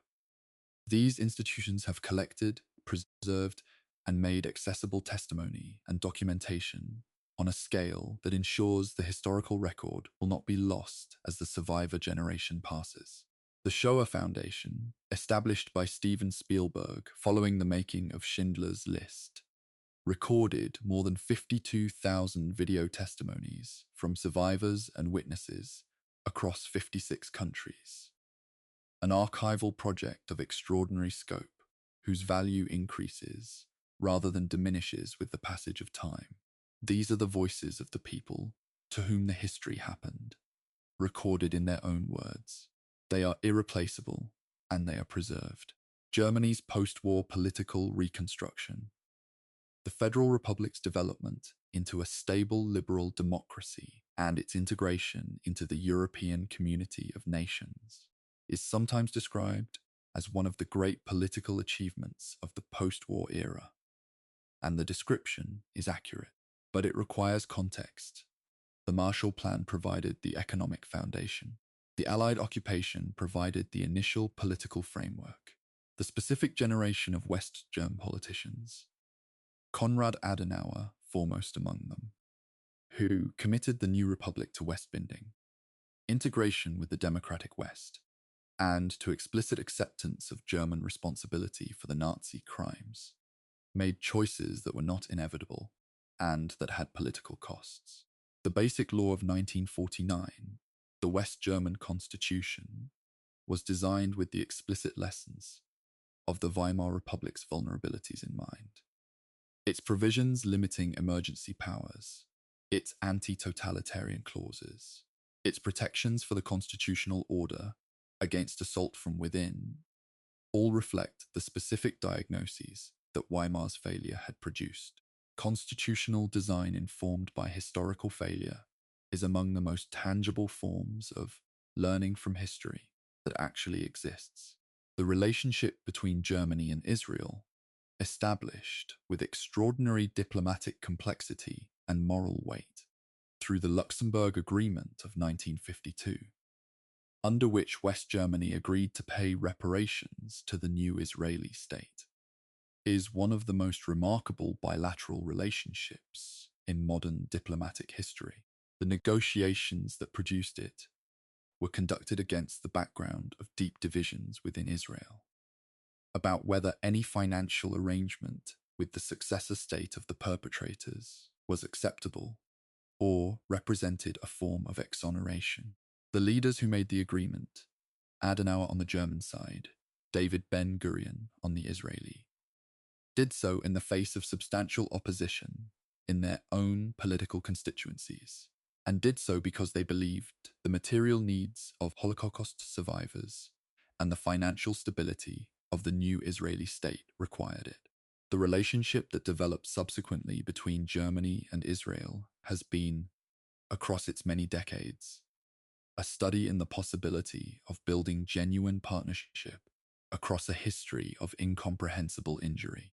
It does not cancel the history. It exists in acknowledged relationship to it. Adolf Hitler was not inevitable. This is perhaps the most important single statement in this entire 17-chapter documentary, and it is worth ending on. The conditions that made his rise possible, the specific economic crisis, the specific constitutional vulnerabilities, the specific foreign policy miscalculations by the Western powers, the specific failures of the German center and left to build effective resistance, were all contingent. They were not the necessary products of deep historical forces that could not have been otherwise. At multiple points in the trajectory from an Austrian border town to the Berlin bunker, different decisions by different people in different institutional contexts could have produced different outcomes. The history does not carry its outcome inside it, like a seed carries a tree. The outcome was made, choice by choice, failure by failure, over decades. The reason that knowledge matters is not that it enables us to identify the exact modern equivalent of each historical element, and therefore predict and prevent the modern equivalent of the catastrophe. History does not work that way, and the people who think it does tend to make the particular mistake of looking so hard for the specific pattern they know that they miss the different pattern that is actually present. The reason it matters is that it builds the specific cognitive habits. The ability to look at how institutions actually function rather than how they are supposed to function. The ability to trace the distance between stated purposes and actual effects. The suspicion of political language that simplifies complex causation into clean narratives of betrayal and enemy identification. The understanding that democratic systems require active maintenance rather than passive inheritance, that make people better equipped to live as citizens in complex societies under pressure. The Germany that exists today, a functioning democracy, the largest economy in Europe, a country that's produced a remarkable body of law, education, and public culture, oriented around the memory of its worst period, was built from the ruins of what Hitler's 12 years produced. It was not built easily or quickly, or without backsliding and contradiction. It is not finished. The debates about memory, responsibility, and the appropriate forms of historical commemoration continue within German society, with a seriousness and a specificity that most other countries' debates about their own difficult histories would benefit from emulating. The reckoning is ongoing because the event was profound enough to require ongoing reckoning. He was born in Braunau am Inn on the 20th of April, 1889. He died in a bunker in Berlin on the 30th of April, 1945. Between those two dates lies the most comprehensively documented and most extensively analyzed biographical arc in modern history. A story that begins with an unremarkable childhood, passes through failure and obscurity, finds in political violence and rhetorical skill a path to power that democratic institutions failed to block, and ends in the destruction of everything it touched. We have sat with this story for 17 chapters. We have tried to tell it precisely, without invention, without simplification, and without the particular dishonesty of treating the outcome as inevitable. History is made by human beings making choices in conditions they did not entirely choose. The choices Hitler made, the choices those around him made, the choices the world outside Germany made, and the choices, quiet, unglamorous, insufficiently celebrated choices, that the people who resisted him made, often at the cost of everything. Those choices too are part of the record. They deserve to be part of the story.